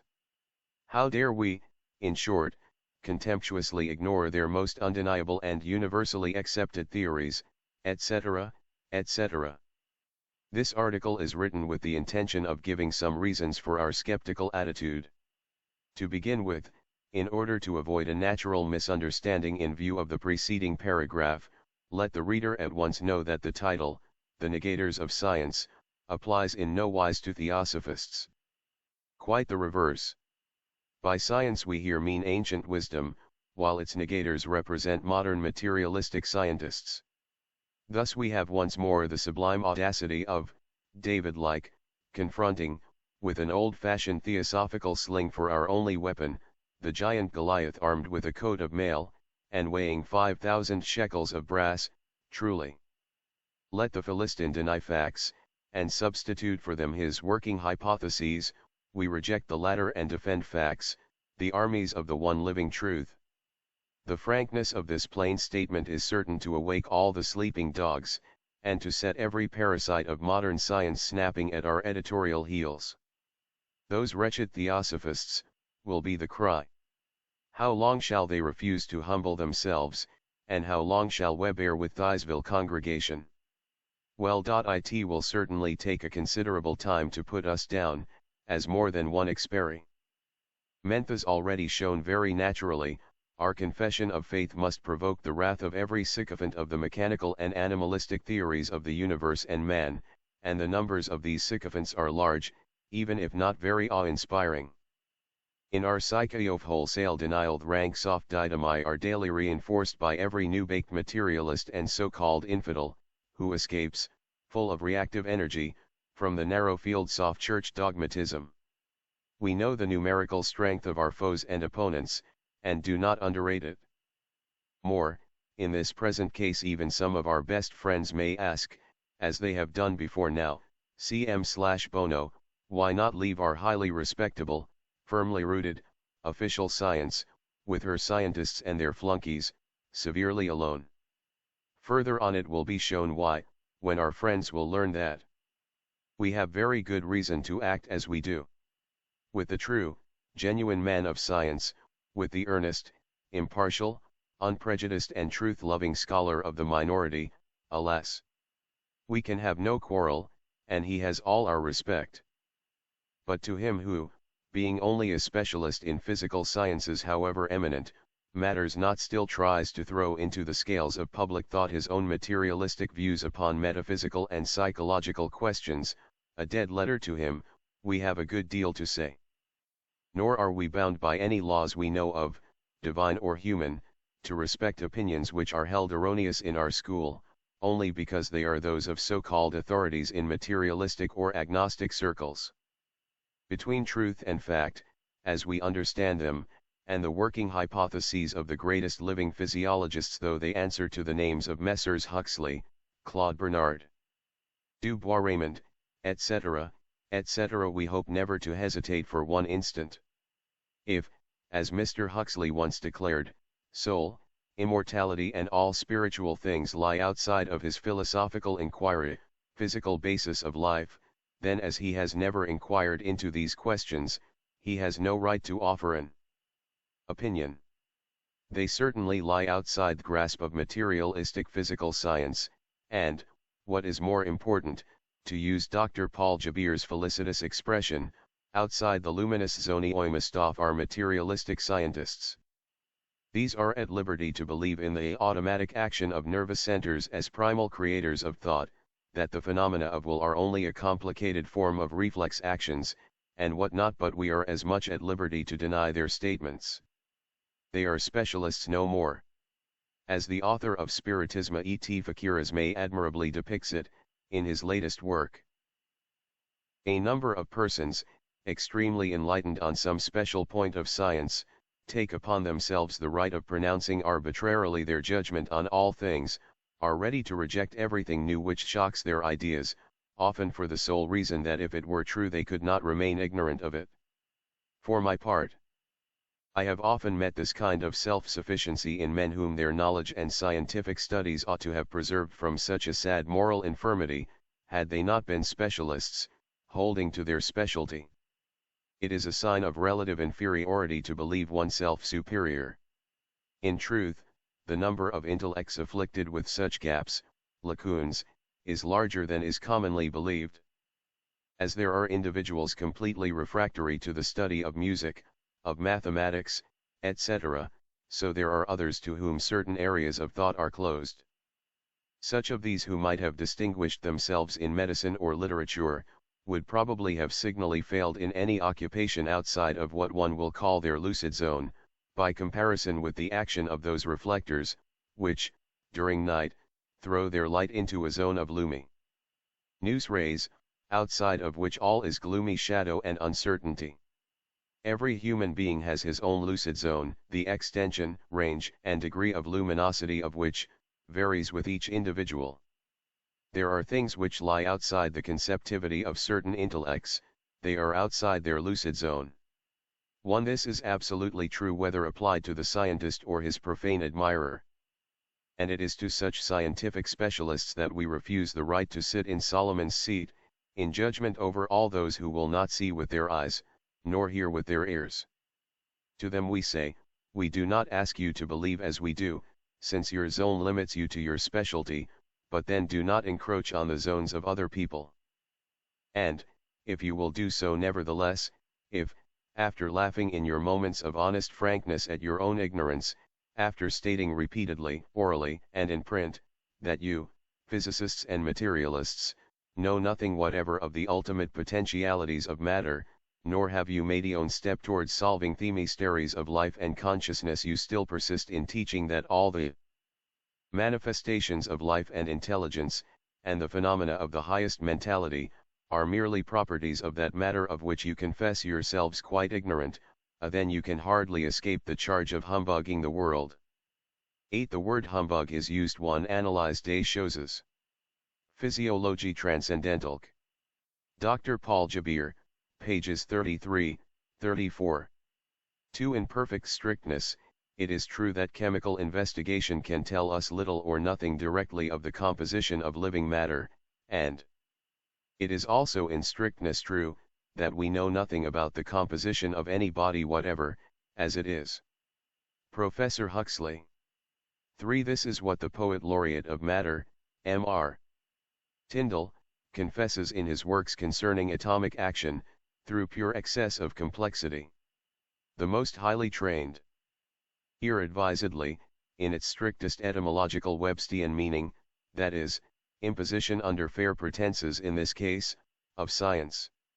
Surely it is not expecting too much of such learned and scholarly gentlemen that they should not abuse their ascendancy and prestige over people's minds to teach them something they themselves know nothing about, that they should abstain from preaching the limitations of nature, when its most important problems have been, are, and ever will be insoluble riddles to the materialist. This is no more than asking simple honesty from such teachers. What is it that constitutes the real man of learning? Is not a true and faithful servant of science, if the latter is accepted as the synonym of truth, he, who besides having mastered a general information on all things is ever ready to learn more, because there are things that he admits he does not know, a scholar of this description will never hesitate to give up his own theories, whenever he finds them not clashing with fact and truth, but merely dubious.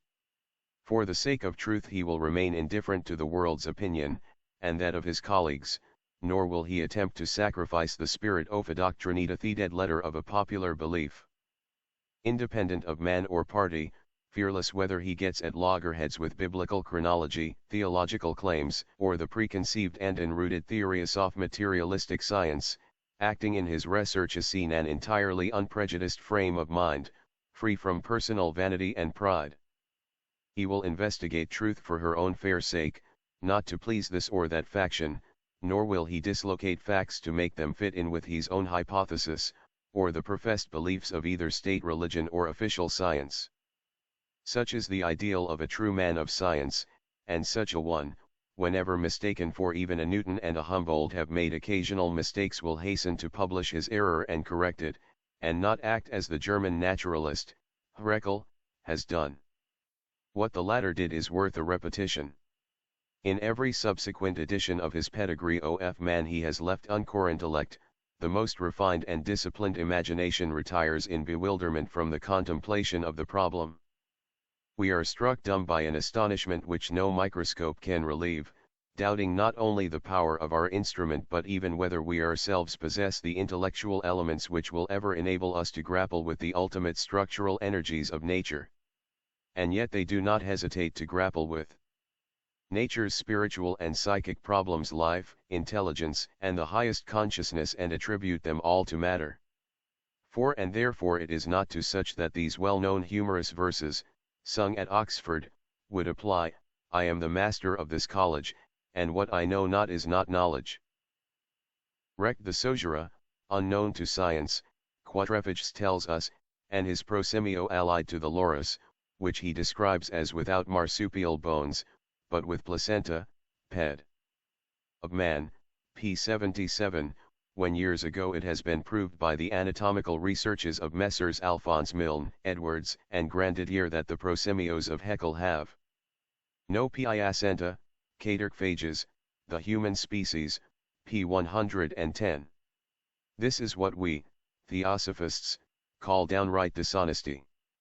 For he knows the two creatures he places in the 14th and 18th stages of his genealogy in the Pedigree of Man Tobe myths in nature, and that far from any possibility of their being the direct or indirect ancestors of apes, let alone man, they cannot even be regarded as the ancestors of the zoonoplacental mammals according to Quatrefages.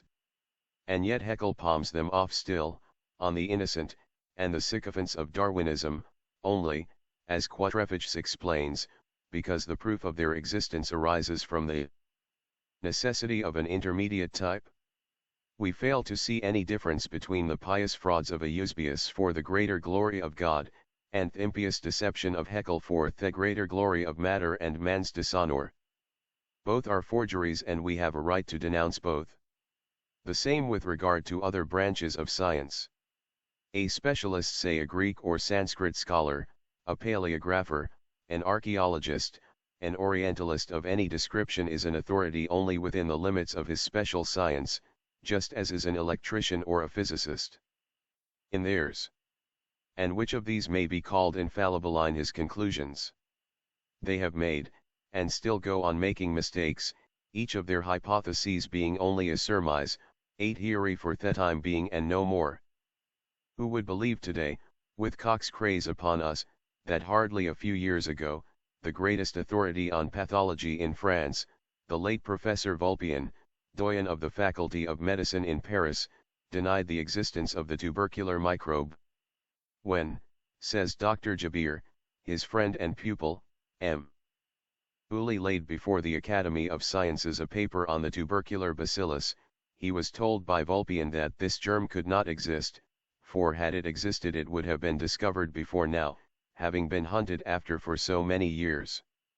Just in the same way every scientific specialist of whatever description denies the doctrines of Theosophy and its teachings, not that he has ever attempted to study or analyze them, or to discover how 5 analyzed a choses, etc. Dr. P. Jabir, pages 213 and 214. Much truth there may be in the old sacred science, but simply because it is not modern science that has discovered any of them, and also because, having once strayed away from the main road into the jungles of material speculation, the men of science cannot return back without pulling down the whole edifice after them. But the worst of all is, that the average critic and opponent of the theosophical doctrines is neither a scientist, nor even a specialist. He is simply a flunky of the scientists in general, a repeating parrot and a mimicking ape of that or on other authority, who makes use of the personal theories and conclusions of some well-known writer, in the hope of breaking heads with them. Moreover, he identifies himself with the gods he serves or patronizes. He is like the Zo of the Pope's bodyguard who, because he had to beat the drum at every appearance and departure of St. Peter's successor, ended by identifying himself with the apostle. So with the self-appointed flunky of the modern Elohim of science. He fondly imagines himself as one of us, and for no more cogent reason than had the Zo, he, too, beats the big drum for every Oxford or Cambridge don whose conclusions and personal views do not agree with the teachings of the occult doctrine of antiquity. To devote, however, to these braggarts with tongue or pen one aline more than is strictly necessary, would be waste of time. Let them go. They have not even a zone of their own, but have to see things through the light of other people's intellectual zones. And now to the reason why we have once more the painful duty of challenging and contradicting the scientific views of so many men considered each more or less eminent, in his special branch of science. 2 years ago, the writer promised in The Secret Doctrine, Vol. 2, p. 798, the third and even a fourth volume of that work. This third volume, now almost ready, treats of the ancient mysteries of initiation, gives sketches from the esoteric standpoint of many of the most famous and historically known philosophers and hierophants, every one of whom is set down by the scientists as an imposter, from the archaic down to the Christian era, and traces the teachings of all these sages to one and the same source of all knowledge and science, the esoteric doctrine or wisdom religion. No need our saying that from the esoteric and legendary material sourced in the forthcoming work. Its statements and conclusions differ greatly and often clash irreconcilably with the data given by almost all the English and German Orientalists. There is a tacit agreement among the latter, including even those who are personally inimical to each other, to follow a certain line of policy in the matter of dates, 6 of denial to adepts of any transcendental knowledge of any intrinsic value, of the utter rejection of the very existence of cities, or abnormal spiritual powers in man. In this the Orientalists, even those who are materialists, are the best allies of the clergy and biblical chronology. We need not stop to analyze this strange fact, but such it is. Now the main point of Volume 3 of The Secret Doctrine is to prove, by tracing and explaining the blinds in the works of ancient Indian, Greek, and other philosophers of note, and also in all the ancient scriptures, the presence of an uninterrupted esoteric allegorical method and symbolism, to show, as far as lawful, that, with the keys of interpretation as taught in the Eastern Hindu-Buddhistic canon of occultism, the Upanishads, the Puranas, the Sutras, the epic poems of India and Greece, the Egyptian Book of the Dead, the Scandinavian Eddas, as well as the Hebrew Bible, and even the classical writings of initiates, such as Plato, among others. All, from first to last, yield a meaning quite different from their dead-letter texts. This is flatly denied by some of the foremost scholars of the day. They have not got the keys, ergo no such keys can exist. According to Dr. Max Muller, no Pandit of India has ever heard of an esoteric doctrine, Gupta Vidya, nota bene. In his Edinburgh lectures the professor made almost as cheap of Theosophists and their interpretations, as some learned Shastris, let alone initiated Brahmins, make of the learned German philologist himself. On the other hand, Sir Monier Williams undertakes to prove that the Lord Gautama Buddha never taught any esoteric philosophy, thus giving the lie to all subsequent history, to the Arhat patriarchs, who converted China and Tibet to Buddhism, and charging with fraud the numerous esoteric schools still existing in China and Tibet. 7. Nor, according to Professor B. Jowett, the master of Balliol College, is there any esoteric or Gnostic element in the dialogues of Plato, not even in that preeminently occult treatise the 77 Moem. Y. E6 says Professor A. H. Sayce in his excellent preface to Dr. Schliemann's Troja, the natural tendency of the student of today is to postdate rather than to antedate, and to bring everything down to the latest period that is possible. This is so, and they do it with a vengeance. The same reluctance is felt to admit the antiquity of man, as to allow to the ancient philosopher any knowledge of that which the modern student does not know. Conceit and vanity. I7 See Etkin's Chinese Buddhism, and read what this missionary, an eminent Chinese scholar who lived long years in China, though himself very prejudiced as a rule, says of the esoteric schools. 8 See preface to his translation of Timaeus. The Neoplatonists such as Ammonius Saccas, Plotinus, Porphyry etc., were ignorant, superstitious mystics, who saw a secret meaning where none was meant, and who, Plato heading them, had no idea of real science. In the scholarly appreciation of our modern scientific luminaries, in fact, science, i.e., knowledge, was in its infancy in the days of Thales, Pythagoras, and even of Plato, while the grossest superstition and twaddle reigned in the times of the Indian rishis.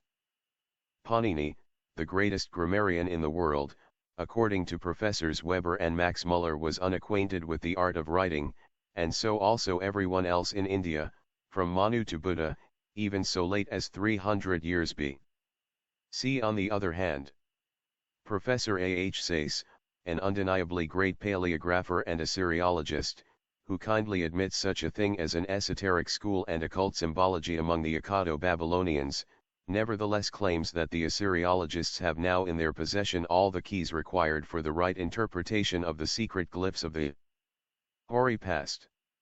Methinks, we know the chief key used by himself and his colleagues, trace every god and hero, whose character is in the least doubtful, to a solar myth, and you have discovered the whole secret, an easier undertaking, you see, than for a wizard of the north to cook an omelette in a gentleman's hat.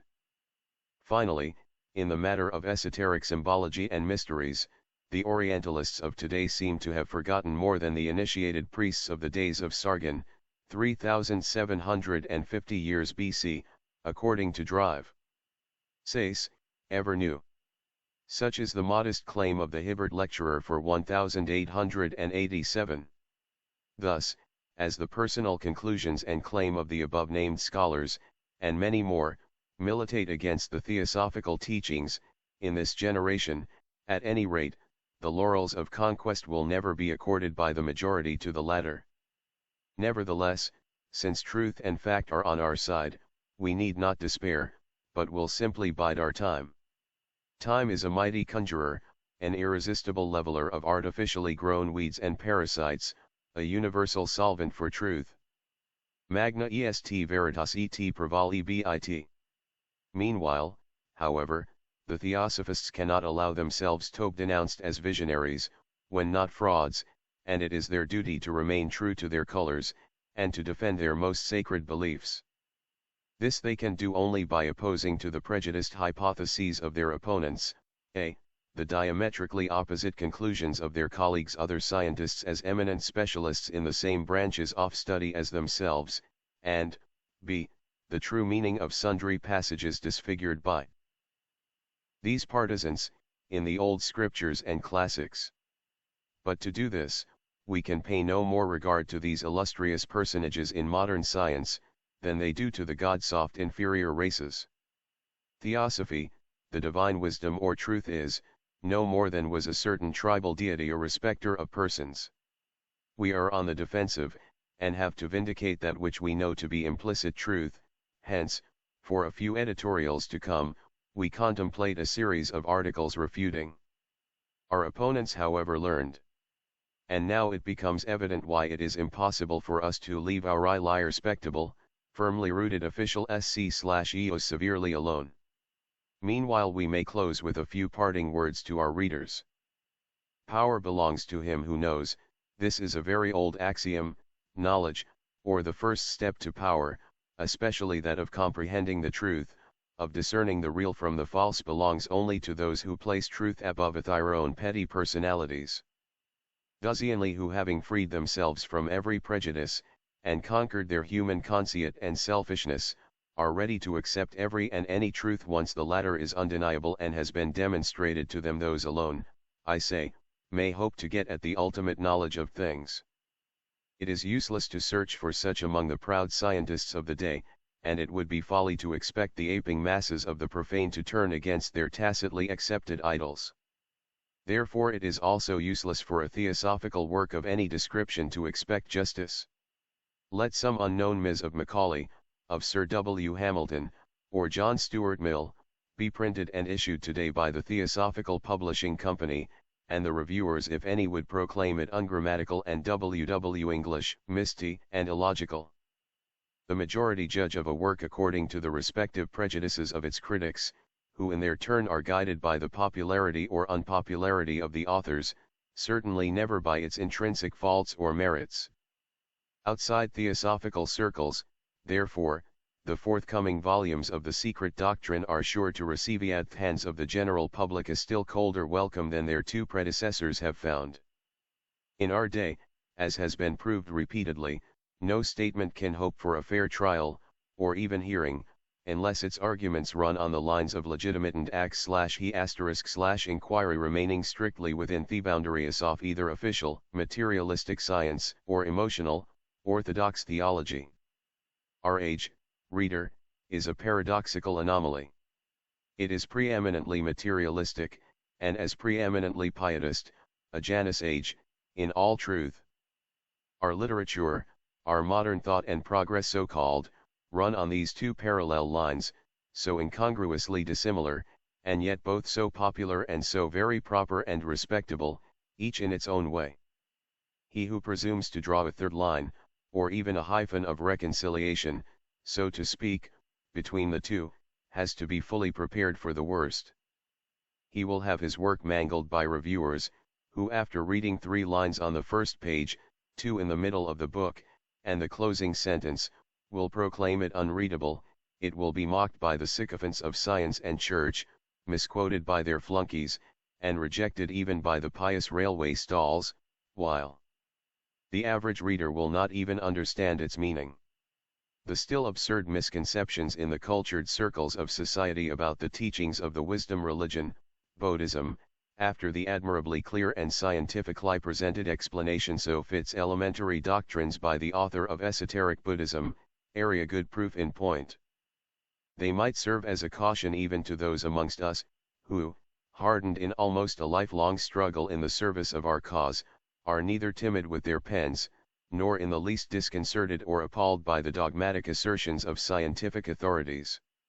And yet they persist in their work, although perfectly aware that, do what they may, neither materialism nor doctrinal pietism will give theosophical philosophy a fair hearing in this age.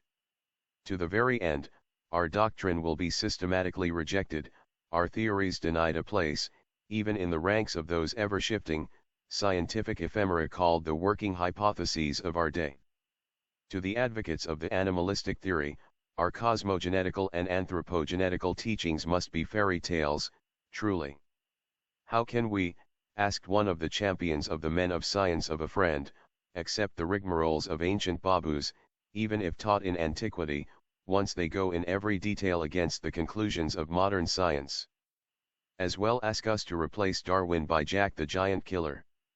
Quite so, for those who would shirk any moral responsibility it seems certainly more convenient to accept descent from a common simian ancestor, and see a brother in a dumb, tailless baboon, rather than acknowledge the fatherhood of the Pitris, the fair sons of the gods, or to have to recognize as a brother, a starveling from the slums, or a copper-colored man of an inferior race. Hold back, shout in their turn the Pietists, you can never hope to make respectable church-going Christians esoteric Buddhists / nor are we in any way anxious to attempt the metamorphosis, the less so, since the majority of the pious British shave already, and of their own free will and choice, become exoteric Buddhists. De gustibus non disputandum. In our next, we mean to inquire how far Prof. Jowett is right, in his preface to Timasius, in stating that the fancies of the Neoplatonists have nothing to do with the interpretation of Plato, and that the so-called mysticism of Plato is purely Greek, arising out of his imperfect knowledge, not to say ignorance.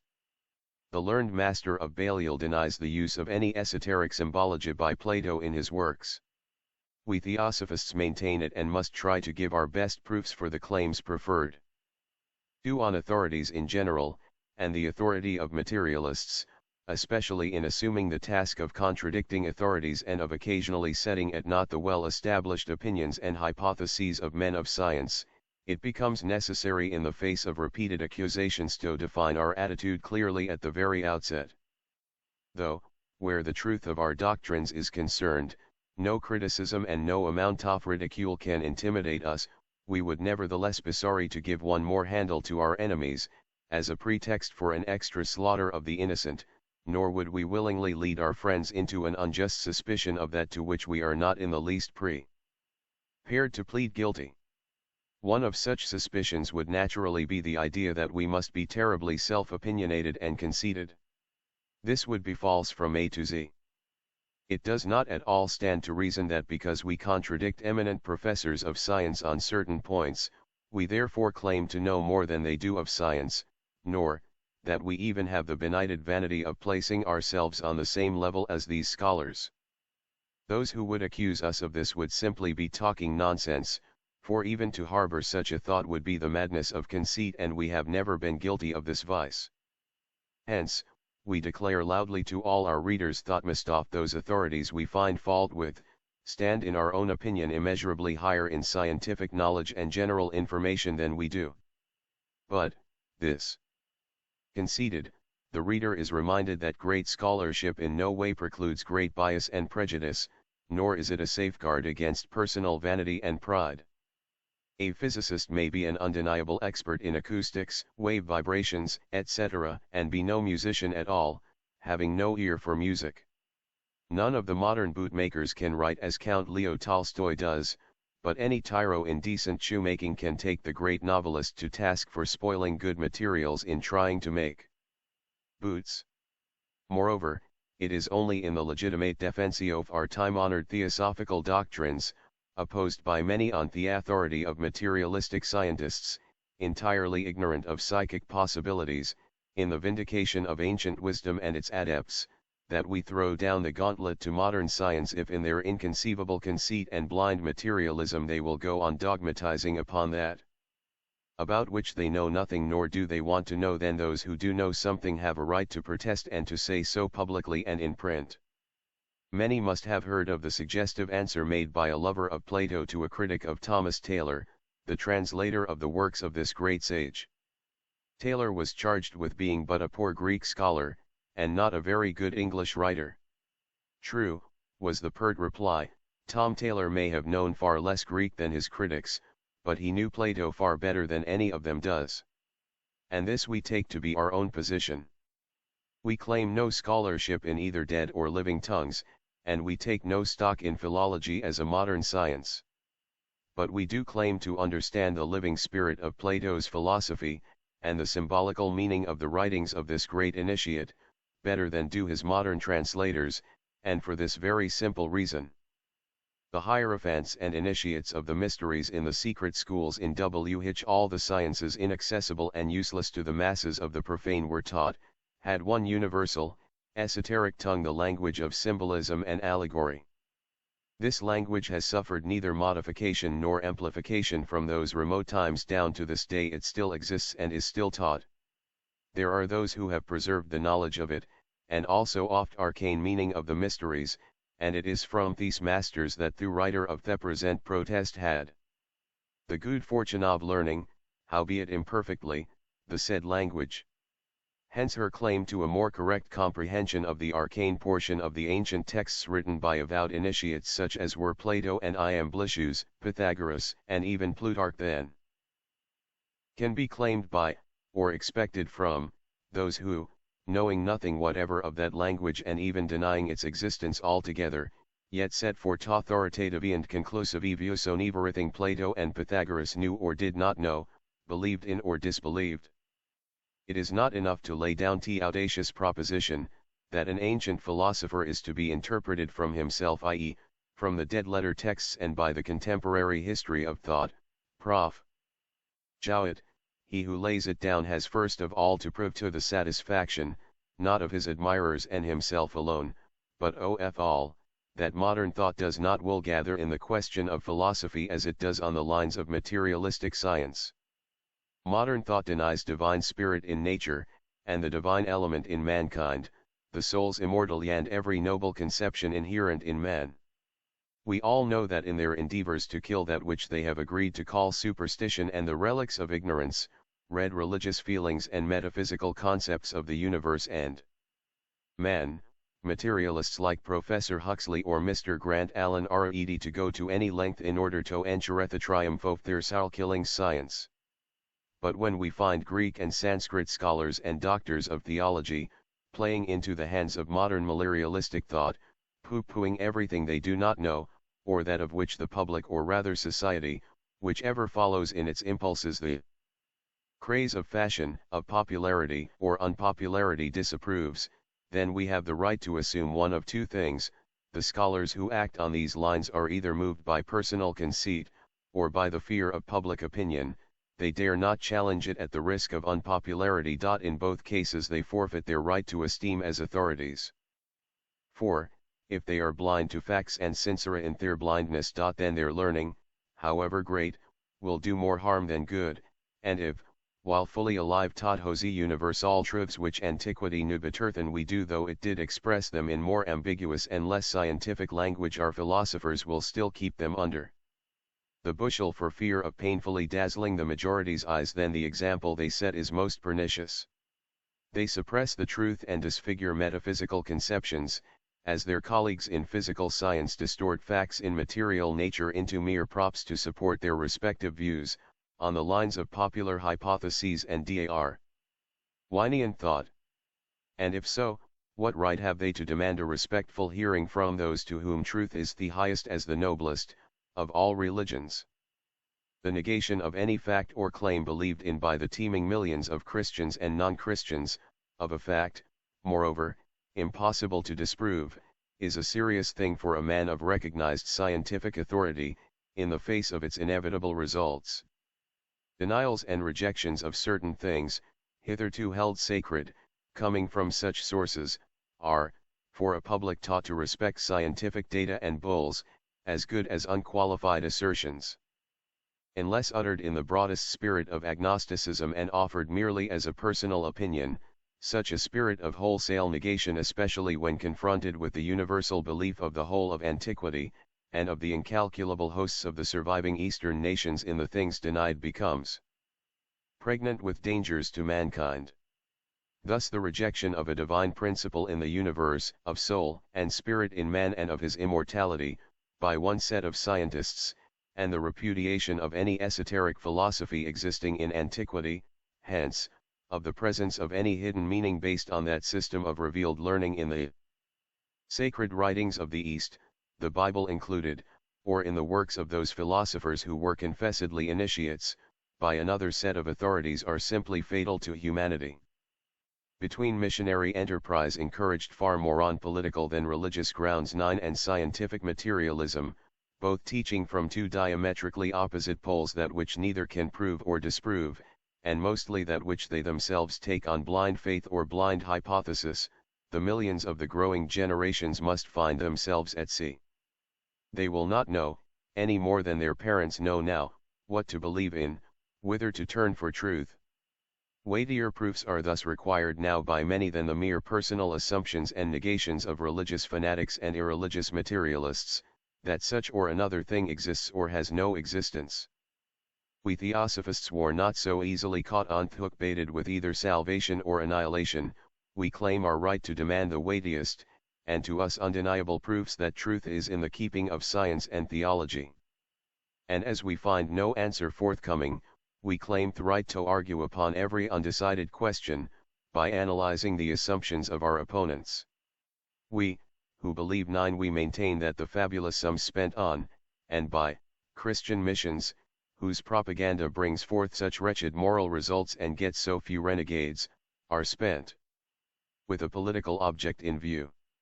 The aim of the missions, which, as in India, are only said to be tolerated, seems to be to pervert people from their ancestral religions, rather than to convert them to Christianity, and this is done in order to destroy in them every spark of national feeling.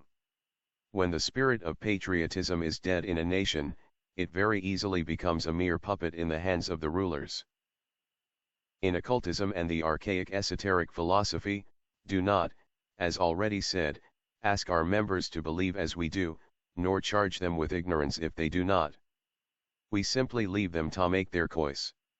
Those who decide to study the old science are given proofs of its existence, and corroborative evidence accumulates and grows in proportion to the personal progress of the student.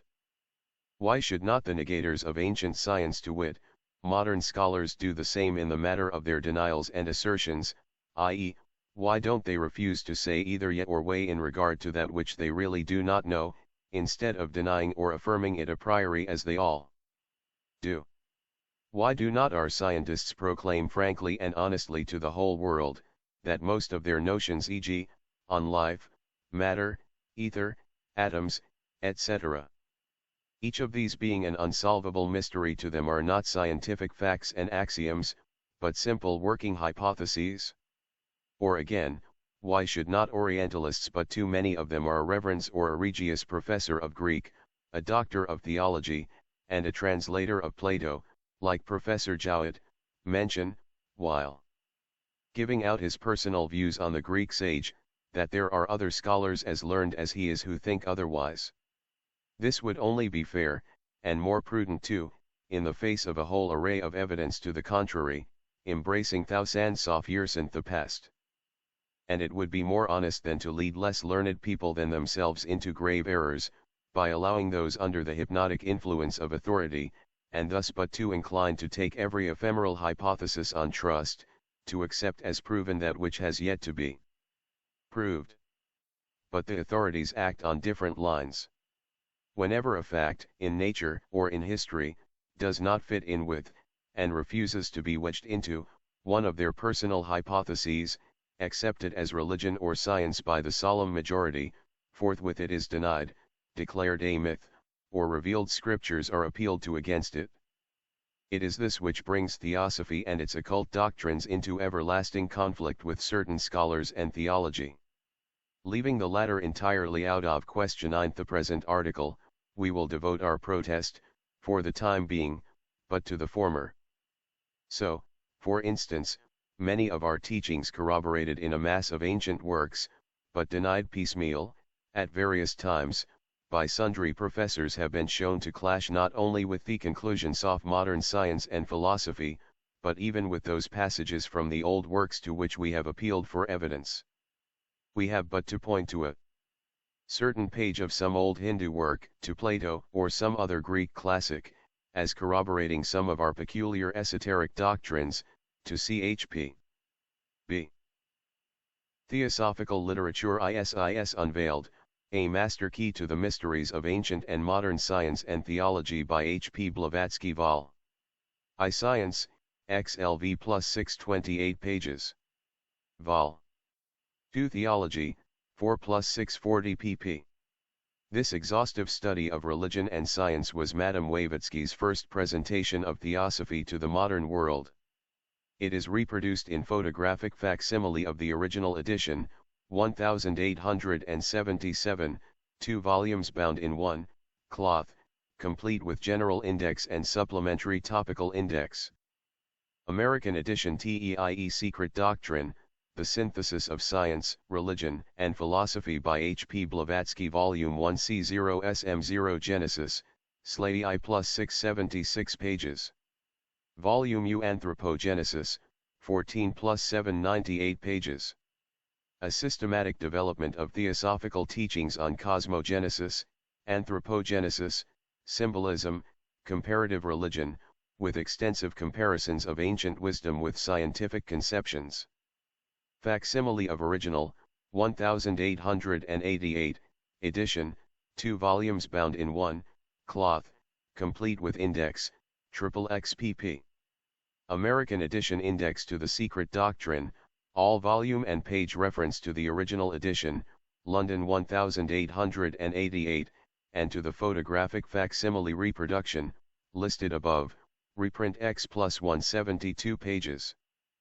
American edition The Key to Theosophy, an exposition, in question and answer, of the ethics, science, and philosophy of Theosophy by H. P. Blavatsky. Reprint of original edition, 1889, 15 plus 36 7 pages. Indian edition The Voice of the Silence, by H. P. Blavatsky. A blank verse rendition of chosen fragments from the Book of the Golden Precepts, belonging to the Contemplative or Mahayana, Yogacarya, school.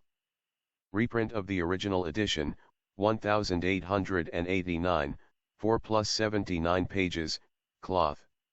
Indian edition Transactions of the Blavatsky Lodge, by H. P. Blavatsky. Reprint of the original, 1923, XXIV plus 149 pages, cloth.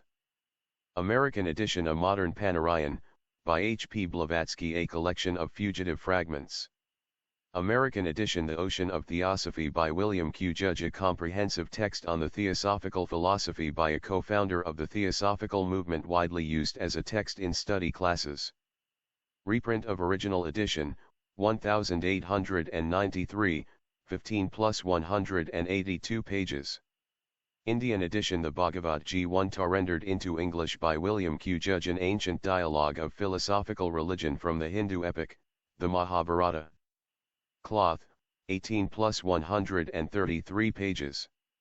Indian edition Notes on the Bhagavad Gita by W. Q. Judge. Indian edition Letters That Have Helped Me by W. Q. Judge. American edition, and shorter Indian edition Forum Answers by William Q. Judge. Reprints from the Theosophical Forum. American edition The Friendly Philosopher, compiled from Letters and Talks by Robert Crosby, 415 pages, cloth. American edition Universal Theosophy by Robert Crosby, Indian edition 5 Years of Theosophy Essays selected from the Theosophist. American edition Order from Theosophy Company, Mysore, Private Limited, 4, Sir Krishna Rao Road, Bangalore 560,004 India.